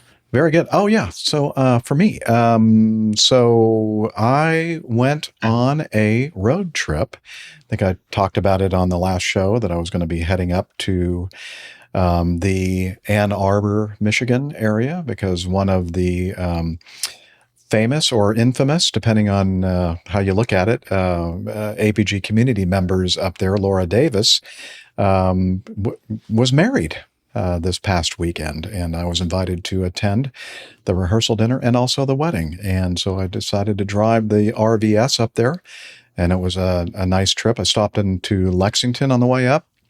Stayed in a parking lot, a Lutheran church parking lot, which was perfect for my overnight, and then continued up to a spot called Saline, I think, Saline, Michigan, which is a little bit south of where the wedding took place, and it was perfect. Is it was that Celine Dion? Nope, not the same. didn't go No, that far north. Saline, I think, and not like too far. Saline. Okay. Yeah, but they didn't pronounce it like that, and I'm trying to recall exactly how they pronounced it, but anyway, it's nearby. And so I have some, I need to share that screen. Hang on. Okay, I have a little bit of video and some photos from the wedding. And let's see here. This is after the nuptials. Yay! There's Laura and her new husband, Gary. And that's some great camera work on my part there. Sorry. And didn't edit that video. This is Gary and Laura having some cake, some wedding cake. And that was, again, I think the first dance of the wedded couple on the dance floor. And there I am with the happy, newly married, just Jeff, married the wedding couple. crasher. Yeah, I'm the wedding crasher for sure. Yeah. And did you notice that I color coordinated my tie I was with just gonna Laura's say. beautiful dress? Yeah. Yeah, very nice, huh? Anyway, it was so nice to meet Laura and Gary's families and friends, and we had a great time. And Tanya in our live audience says, "Woohoo! So happy for Laura and Gary." Yeah, me too. It was a good time, and I was very honored that I was invited to attend and witness this wonderful Represented event. the whole APG community. I represented the whole APG and airline or aviation podcast community, I think. Yeah. They even had a special name tag. Jeff is representing the entire aviation podcasting community. No, they didn't actually. I didn't have that, but I should have. Anyway, yeah. Congratulations to Laura and Gary. That's awesome. So yeah. I think I mentioned on the last program, did we mention this, that somebody in Poland, Yes. reached out and Max. So yeah, that's right. Right after the show, we even talked about it on the show during the Getting to Know Us segment. That's right. We talked about Max and his birthday and his interest in aviation. And then after we finished recording the show, we did another special personal, private recording of those of us who were on the panel that day. And so anyway, I just wanted to, the reason why I wanted to mention it is that his mom, who reached out to us to begin with, was so touched by the fact that we spent the time to reach out to his son. Uniform too, Jeff. Yeah, we sent some pictures of Captain Nick and Captain Jeff in their airline uniforms. So I'm sure that he enjoyed that as well. So just wanted to mention that we so enjoyed doing that for Max and his mom. All right. And then I've just been doing the normal bit of singing. And tomorrow I'm singing taking part in the singing of a wedding. And then doing my normal, this wedding thing is really, I love, happy celebrations like that. And I do a lot of funerals too. And that's not necessarily a happy situation, obviously. But so that's kind of what I've been up to. I'm singing. Yeah, just like Elf, I'm singing. All right. Coffee fun time. Coffee fun time. Okay, let's hit that button right. Johnny, how much more coffee? No thanks. I love coffee. I love tea. I love the APG community. Coffee and tea and the Java and me.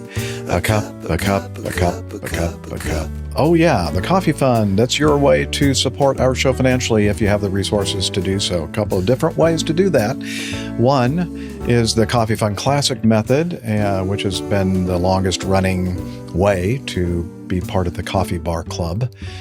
And Kevin Dryden up there in Comox, BC, sent us a nice contribution. Thank you, Kevin. And he also sent me a link to a couple of YouTube videos about flying boats. The Shorts Sunderland, is that I think the way you pronounce that? The flying boat. Very interesting videos. Thank you, Kevin. I only watched a little bit of the first one, so I still have some watching to do. But thank you. Thank you for that, and thank you for supporting our show via the Coffee Fund Classic method. And we also are on Patreon. You can become a patron of the show, which means you can pledge a certain amount per episode and support us in that way. And a lot of people are doing that. I think most of our donations come from Patreon. So if you're interested in using either of those two methods to become part of the Coffee Bar Club, please head over to airlinepilotguy.com/coffee. You'll be glad you did, and we will too.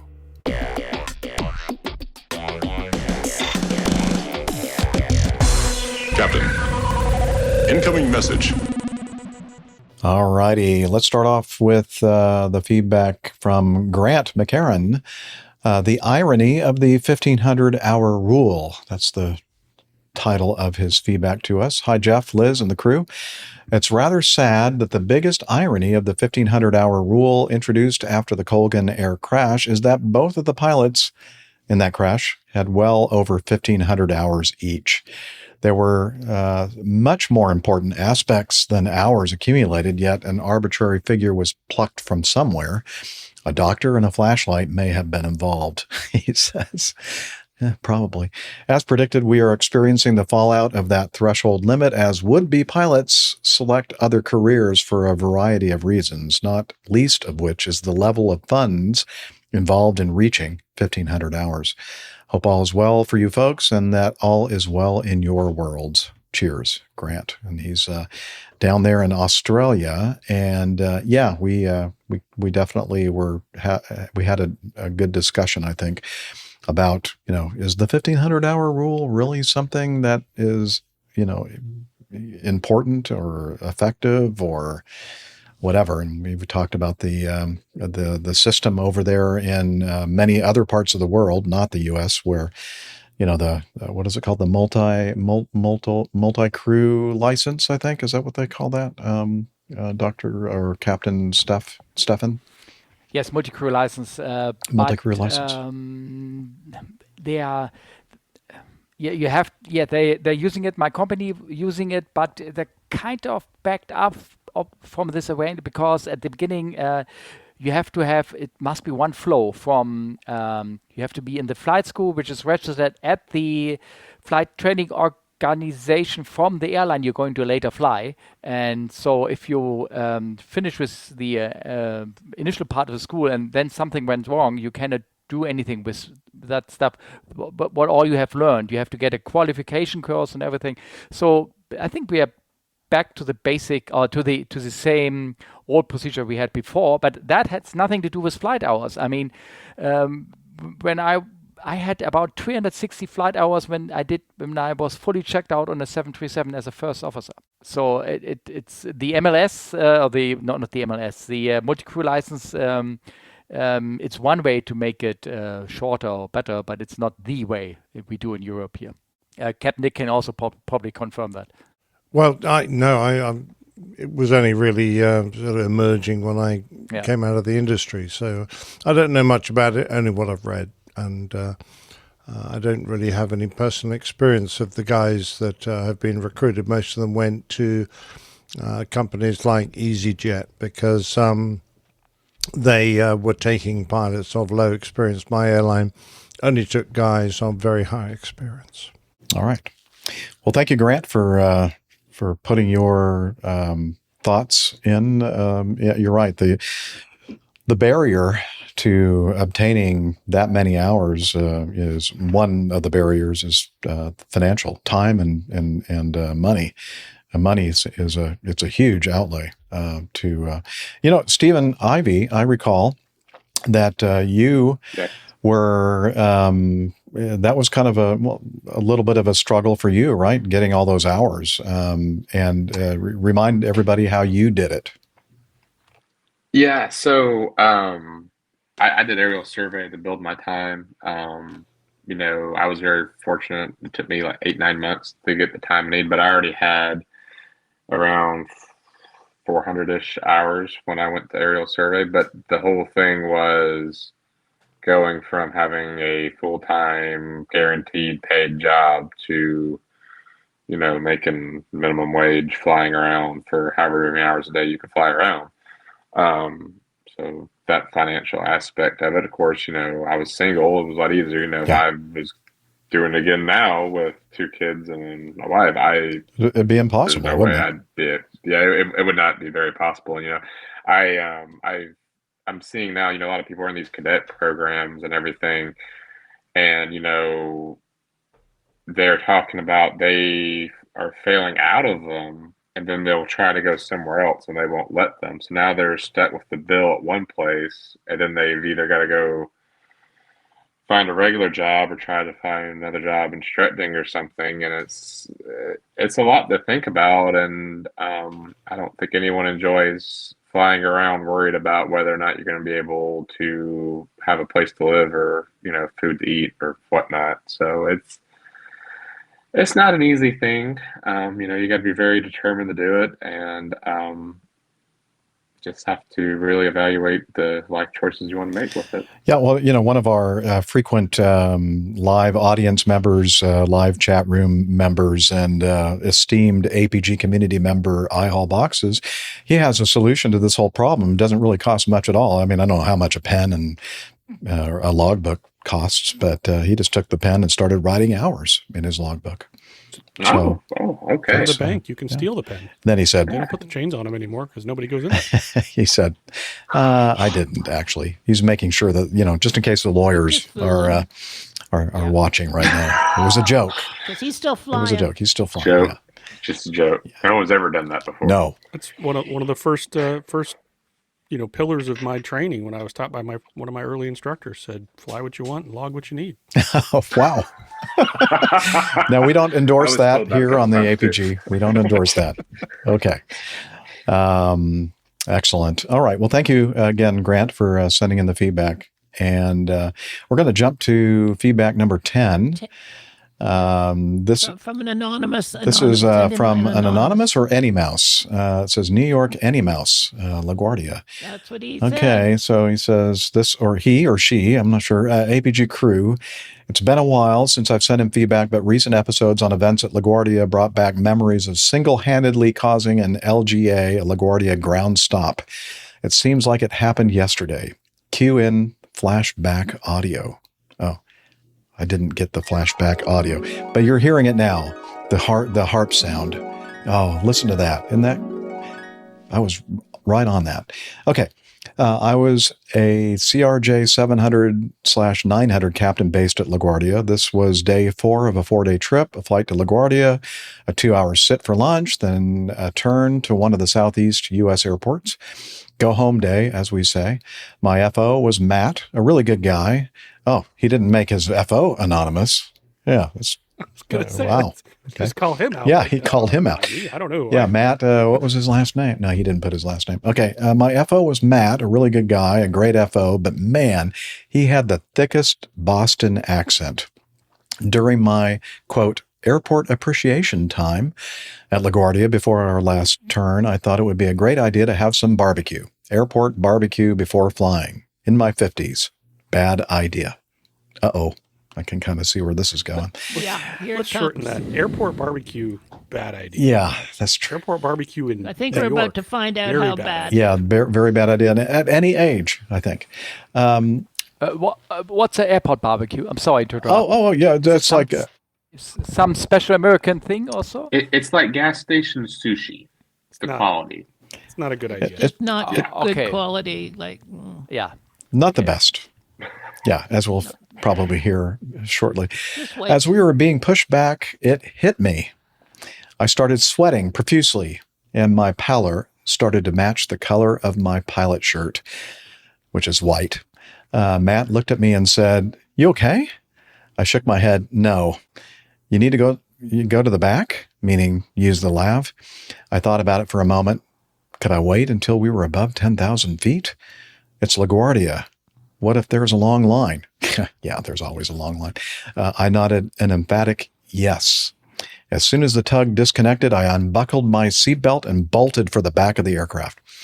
Now, the CRJ 700-900 has 2 lavs, one in the front and one in the rear. Of course, our front lav was deferred, so I had to take the walk of shame, or perhaps I should say uncomfortable walk of shame, as I struggled to maintain composure past all of the passengers. To make matters more embarrassing, the aft flight attendant jump seat blocked the aft lav. So while the passengers gave puzzling looks, the aft flight attendant glared.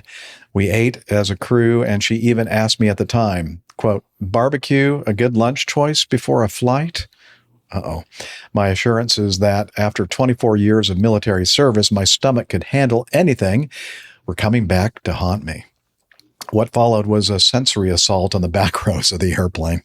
Their skin tingled as the airplane shuddered. The noise drowned out the whine of the APU. Oh my gosh. Vision blurred as eyes watered. The olfactory senses were overwhelmed. Frankly, I'm surprised the aft lav smoke detector didn't go off. I sheepishly left the lav to the dagger stare of the flight attendant and green faces and worried stares from the passengers. I whispered to the flight attendant, maybe we should comp some of the last row's drinks? You think? She responded, not whispering. There the story would end, except while I was gone. After we were at our pushback spot for a few minutes, the ramp controller got impatient. In a thick New York City accent, she started harping at my FO. AC-123, why aren't you moving? In an equally thick Boston accent, Matt responded, we can't move right now. The captain's working on an issue. Ramp, well, move your airplane out of the way, then work on the issue. You're blocking everything. Matt says, no, we can't move until the captain fixes the issue. The ramp says, then call the tug back and go back to the gate. No one else can push back or taxi while you're there. I return to the middle of this and look of relief from Matt. AC-123 can now taxi. Ramp gave us instructions followed by AC-123, you've really messed things up, and we will probably spend the rest of the day undoing it. Oh well. We had a beautiful flight, not a cloud in the entire northeastern United States. As we were deplaning, the gate agent came down with our paperwork for our leg back to LaGuardia, and the bad news. LaGuardia had a ground stop, in effect, due to ramp congestion. She wasn't sure why, as the weather was good. Matt just started laughing and walked back to the flight deck.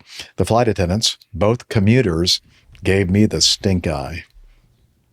And again, this is from New York. Any mouse. That probably meant that they were going to miss their commuting flights home, and they were not very happy. Wow, what a story. That has got to be one of the biggest fears that I had, that something like that would happen.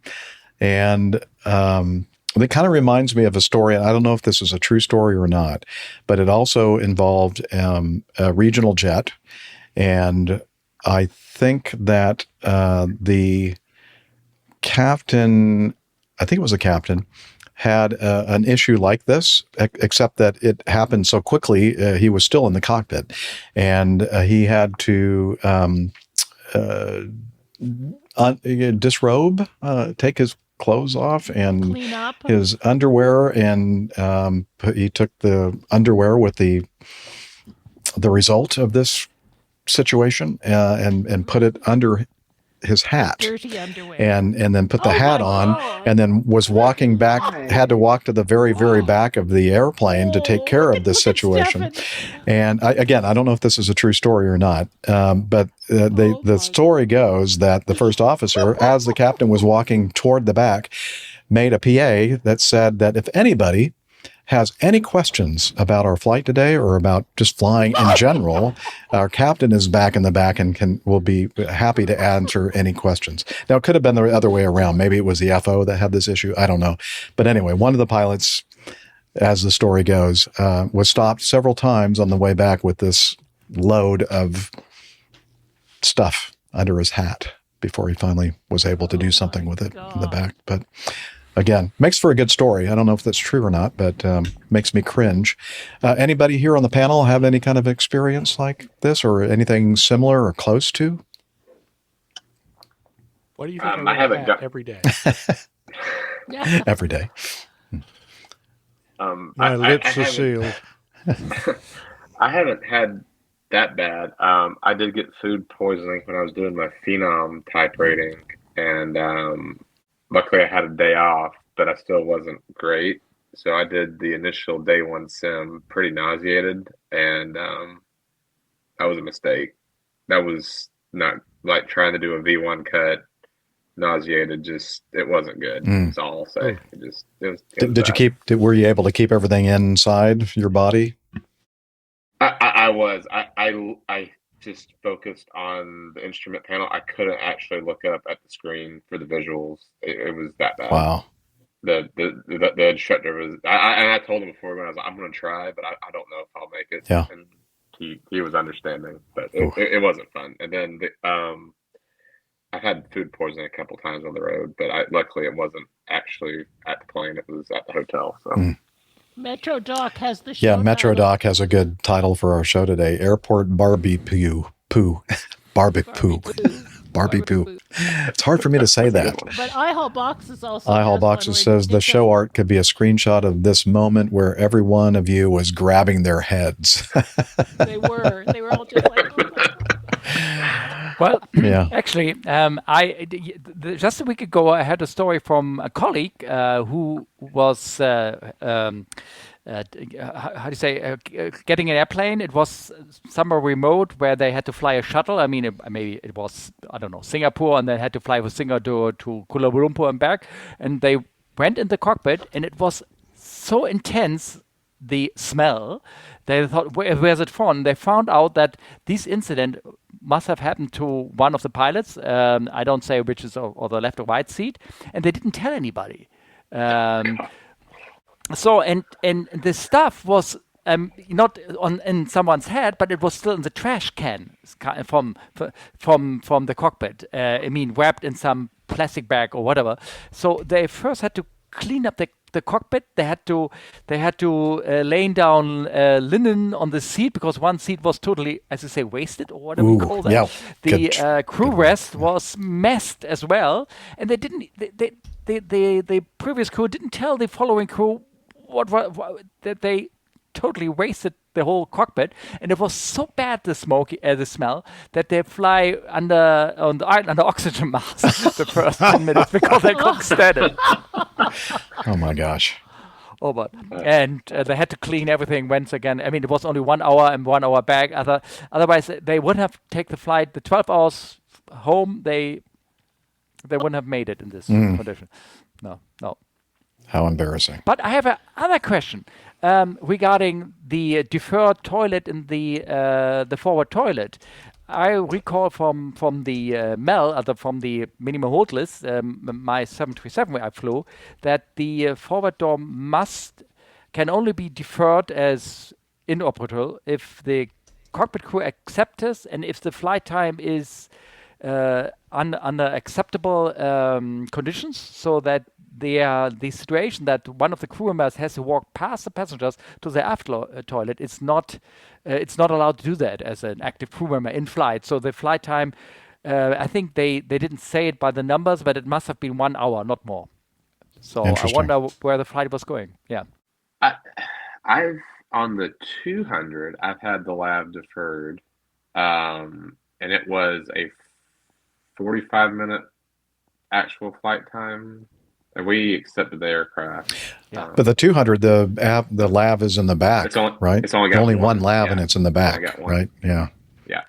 Oh, okay. Yeah. Switch, but it's deferred, but I would think you would still be able to use it because there's nothing keeping whatever you're going to dispose of from going down to the tank. It's just not going to circulate the fluid. Gotcha. So I mean, you could use it. Yeah.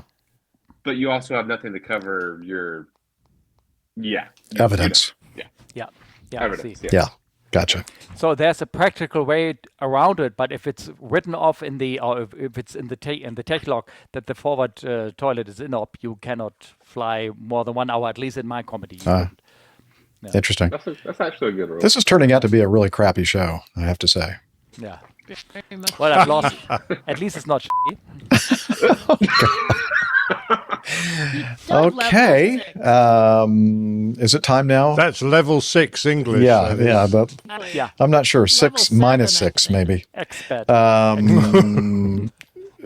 You said next one, Liz?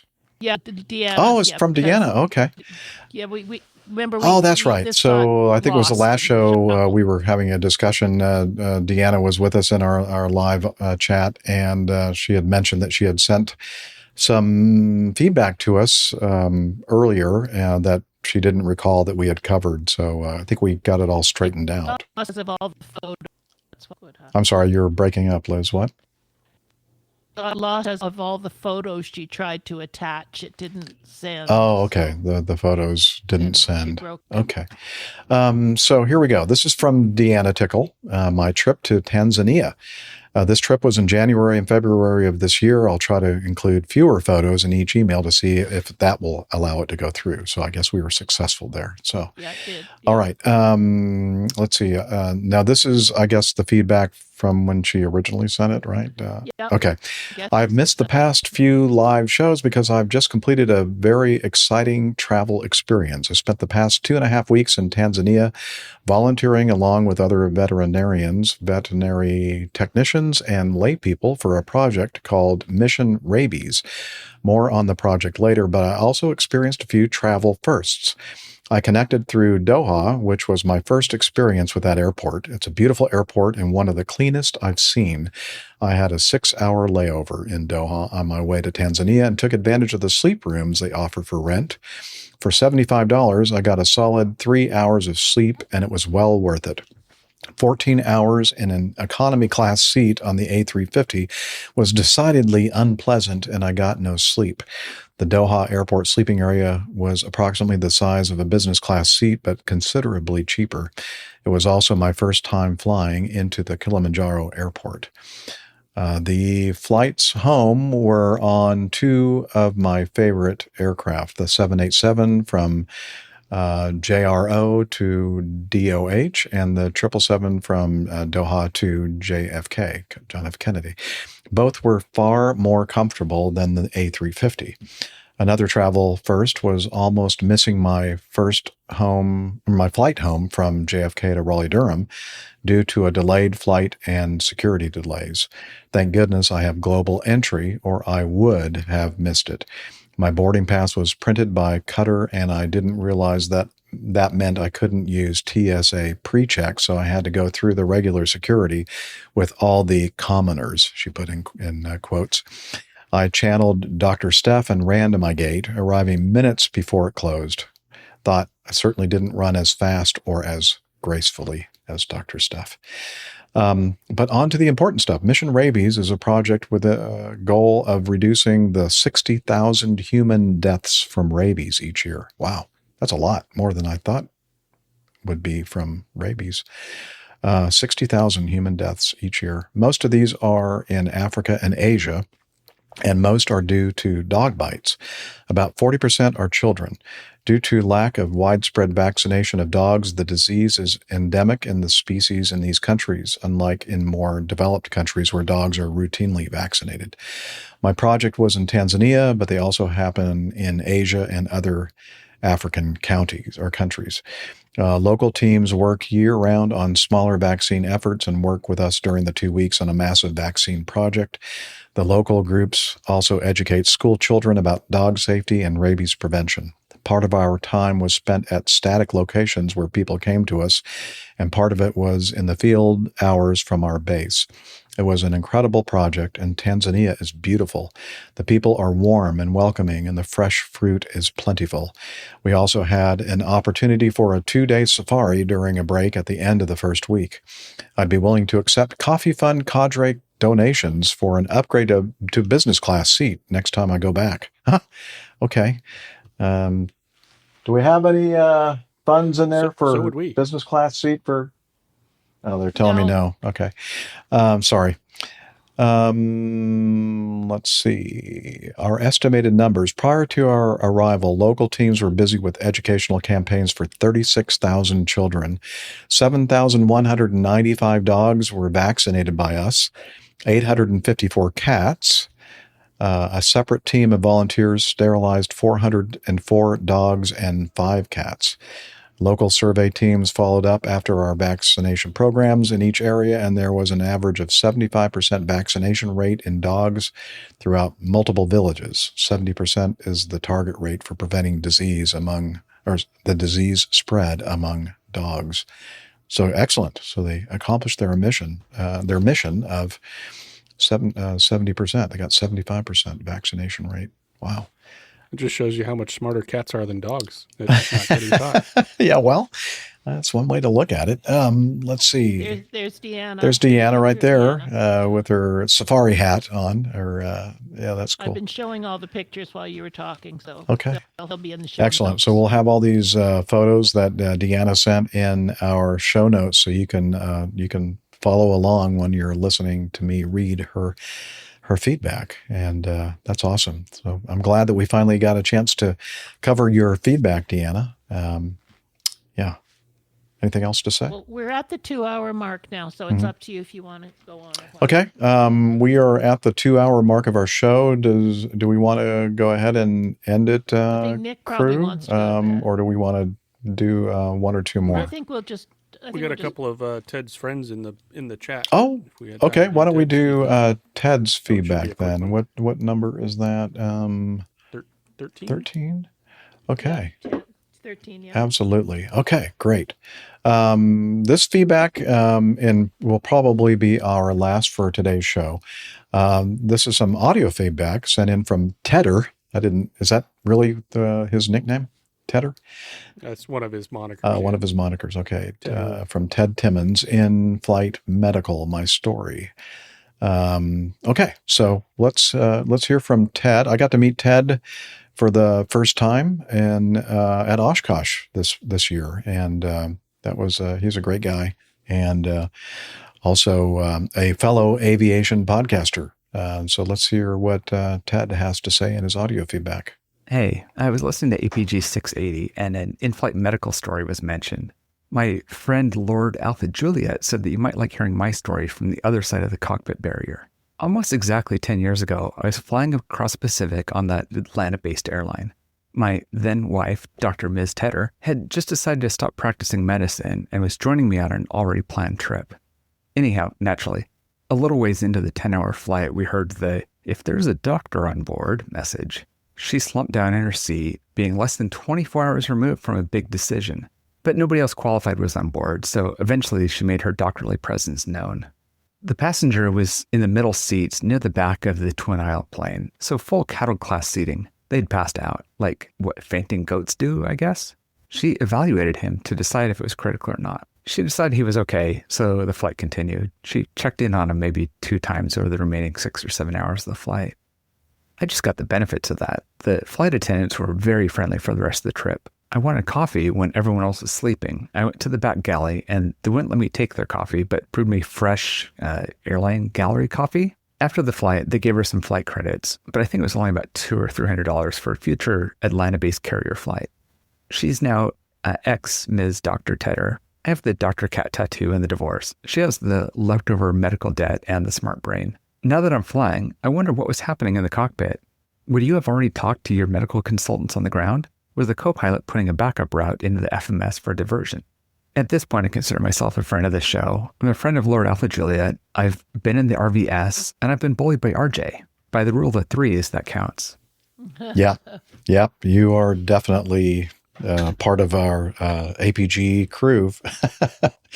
Wow. What a story. So to answer quickly, from my point of view anyway, yeah, as soon as we heard that something was going on medically in the back, I'm sure that one of the pilots was already in communication with dispatchers back at headquarters, and also making the call to the contracted in-flight medical service provider.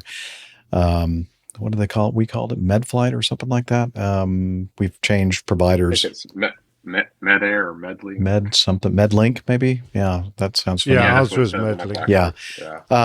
And depending on the aircraft, it's possible for the one of the flight attendants, probably the chief, the head flight attendant, or the purser, or whatever your airline calls it, they can actually contact the med flight people or whatever directly themselves, and sometimes that's much more effective than trying to funnel everything up to the cockpit and then playing telephone, as they say, with the provider. But yeah, that's I'm sure what was happening while all this was going on. Thoughts from anybody else? What do you do? Yeah, Stephen. I don't have a flight attendant. I don't have a cockpit door. So, I fly a lot of elderly people. and I generally always tend to look back there every couple minutes or so to make sure they're not slouched over. Because it has happened. Like, we have had people die in flight. It's life. Lots of paperwork involved, I'm sure. Yeah.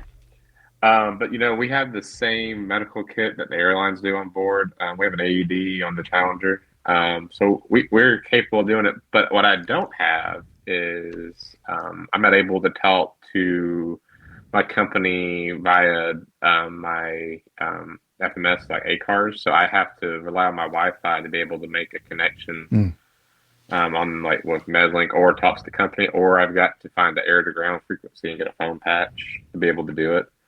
And then also there's just two of us. So one of us is going to have to go back there and take care of it, especially if there's no other passengers, it's just one. So, it's kind of, it's like a lot to juggle and evaluate. If you're the one flying, generally you just start looking for the nearest airport that's near a city, because you're not always near a city, especially out on the West Coast, traversing the desert. It's kind of not a lot of places to stop. So kind of picking the best place to go while talking to the medical people and helping that person and all that. So it's a little bit different for me, because it's just you and your co-pilot. So right. I will say that modern technology is great, but back in the day, in the 90s, when I was flying the 727, that the air to ground communication phone patch. That was the 1890s. Yeah, no, it was the 1990s. Thank you very much, sir. Oh, okay. I should remind everybody that Captain Nick is older than I am, so you're just kind of. Not older than me. Not older than. Yeah, but I'm not as old as your airplane. Yeah, well, it was a great airplane, that 727, and you're just not fortunate enough to have been able to fly it. Anyway, that was my point. Is that system is not as technologically advanced as what we have today, but it worked fine. I had a few medical emergencies using that phone patch kind of a system, and it worked out all right. But anyway, that's just what I wanted to say before I was slammed about my age. Thank you very much, and the age of my airplane.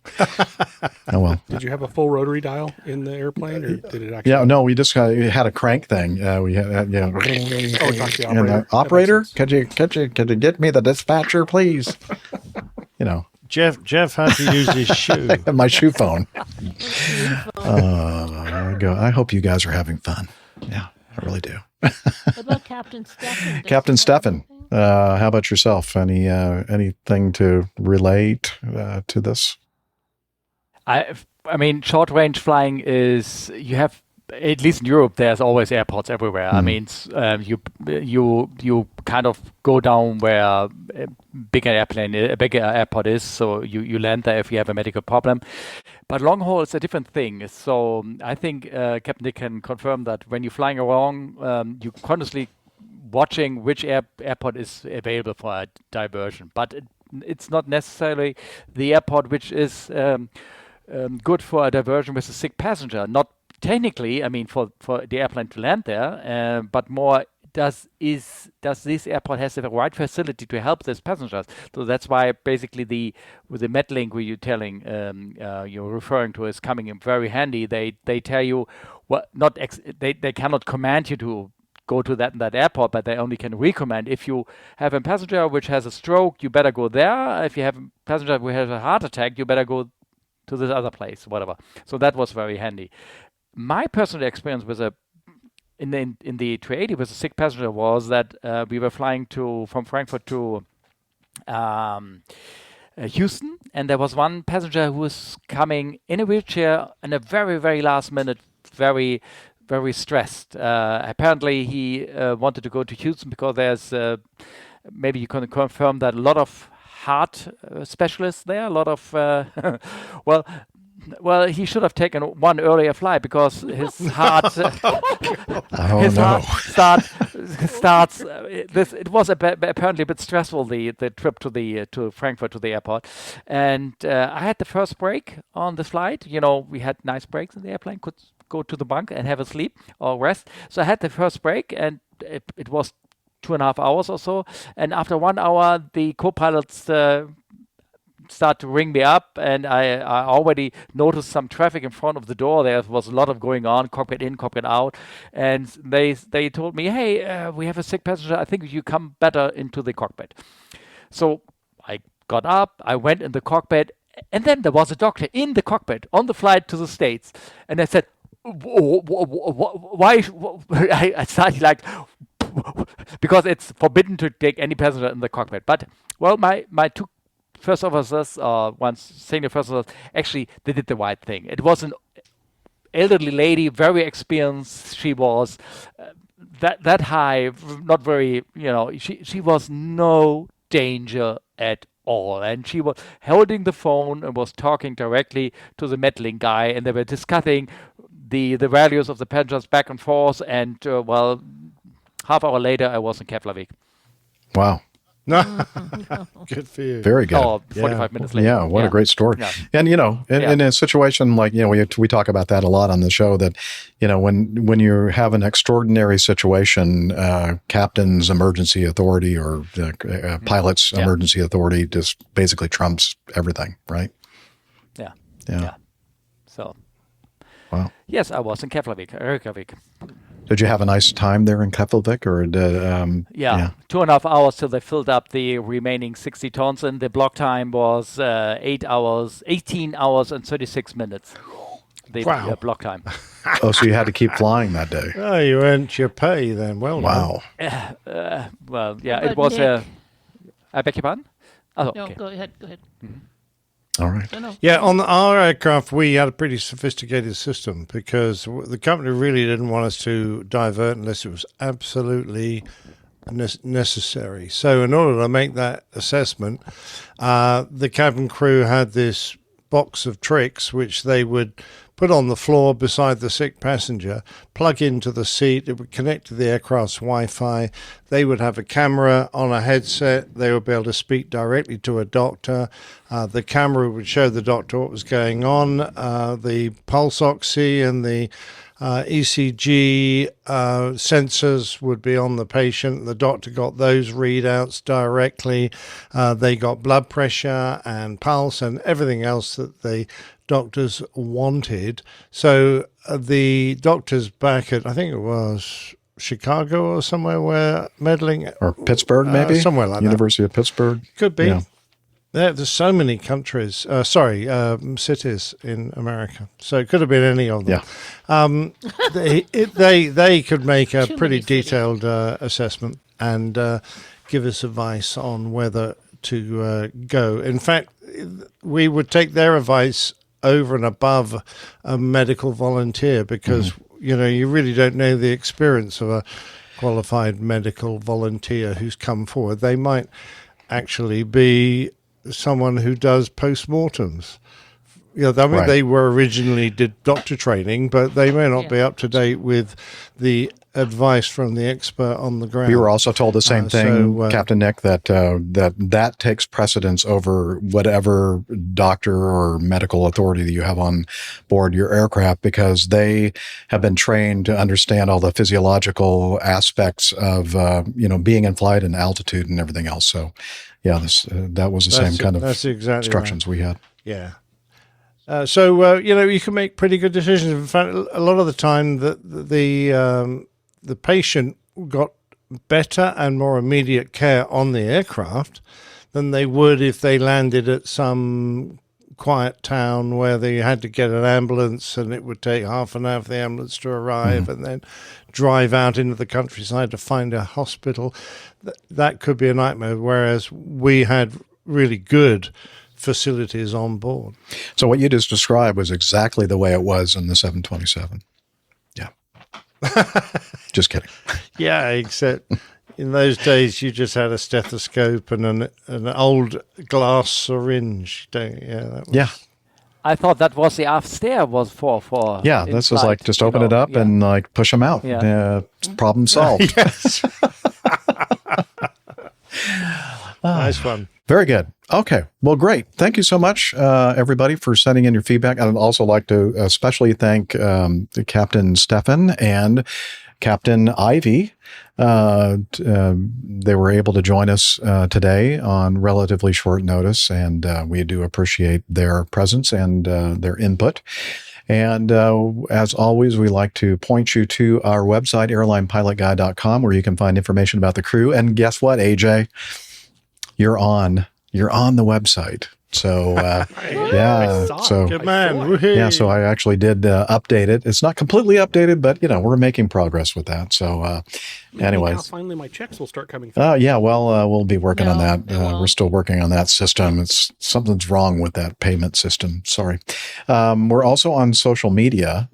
Captain Nick, would you do the honors, or would you rather have somebody else do it? Yeah, no, I don't mind. Okay. I've got nothing else to do tonight except go to bed. Okay.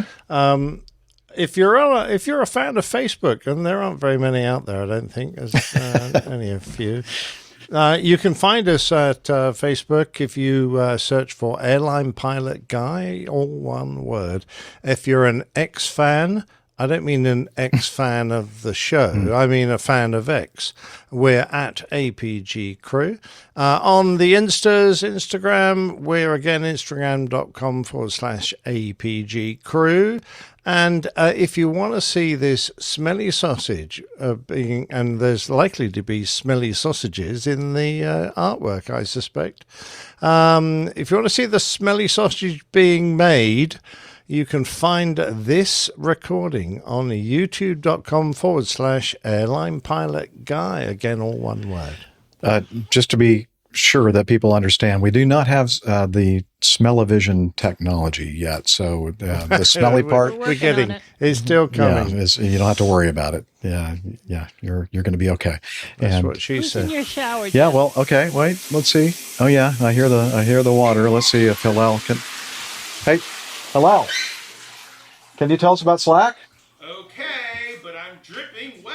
Oh, it's okay. Come on over here and tell us all about Does Slack. he use the new B-Day toilet? Is that why he's wet? I that could be part of it. APG listeners, please join us on our Slack team. Slack is a communication, coordination, and sharing platform that works on your mobile, laptop, or browser. On Slack, we share news and ideas, we suggest episode and plain tales topics, we plan events and meetups. To get into the Slack team, please email me at slack@airlinepilotguy.com. That's SLACK, Sierra Lima Alpha Charlie Kilo @airlinepilotguy.com. Or send me a tweet with your preferred email address to @Hillel, and I'll send you an invitation. That's Hillel, spelled Hotel India 11 Echo 1, and see you in Slack. All right. Thank you very much, Hillel. Do you have anything else to tell us? Maybe a possibility of some kind of a meetup in New York? Greetings, APG listeners. Join me, Hillel, for a mini meetup in New York City.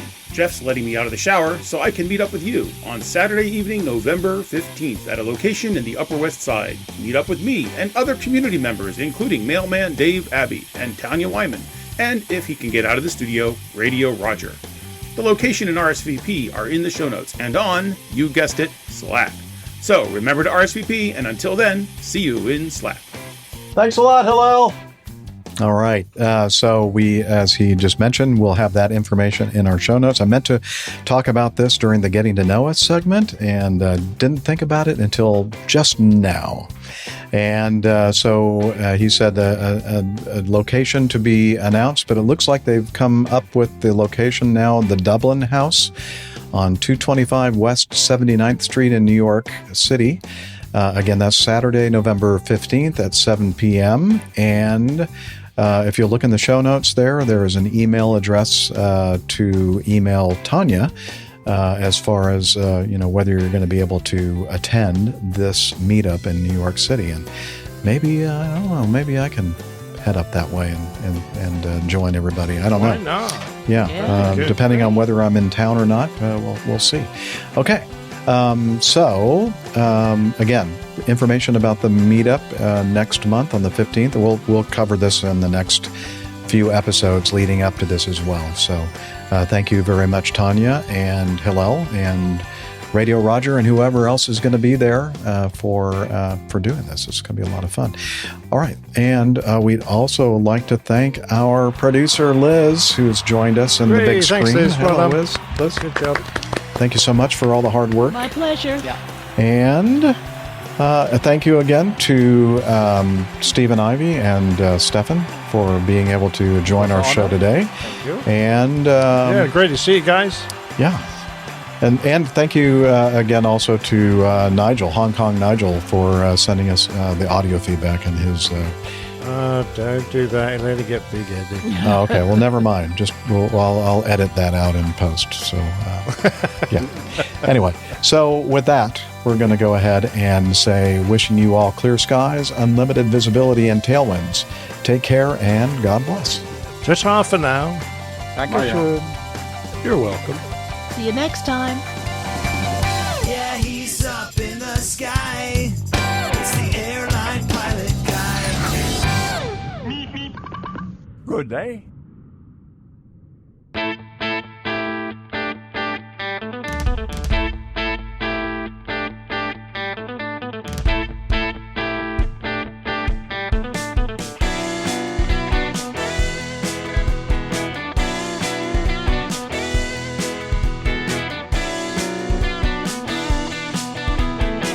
I used to be such a good pilot till I started APG.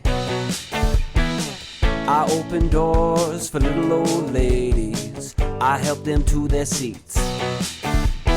Airline pilot guy, I fly America. Oh, airline pilot guy, he can land in heavy fog. I got no friends 'cause I'm always flying. I just don't have the time. But I can land this old plane. I can land it just fine. Airline pilot guy, I fly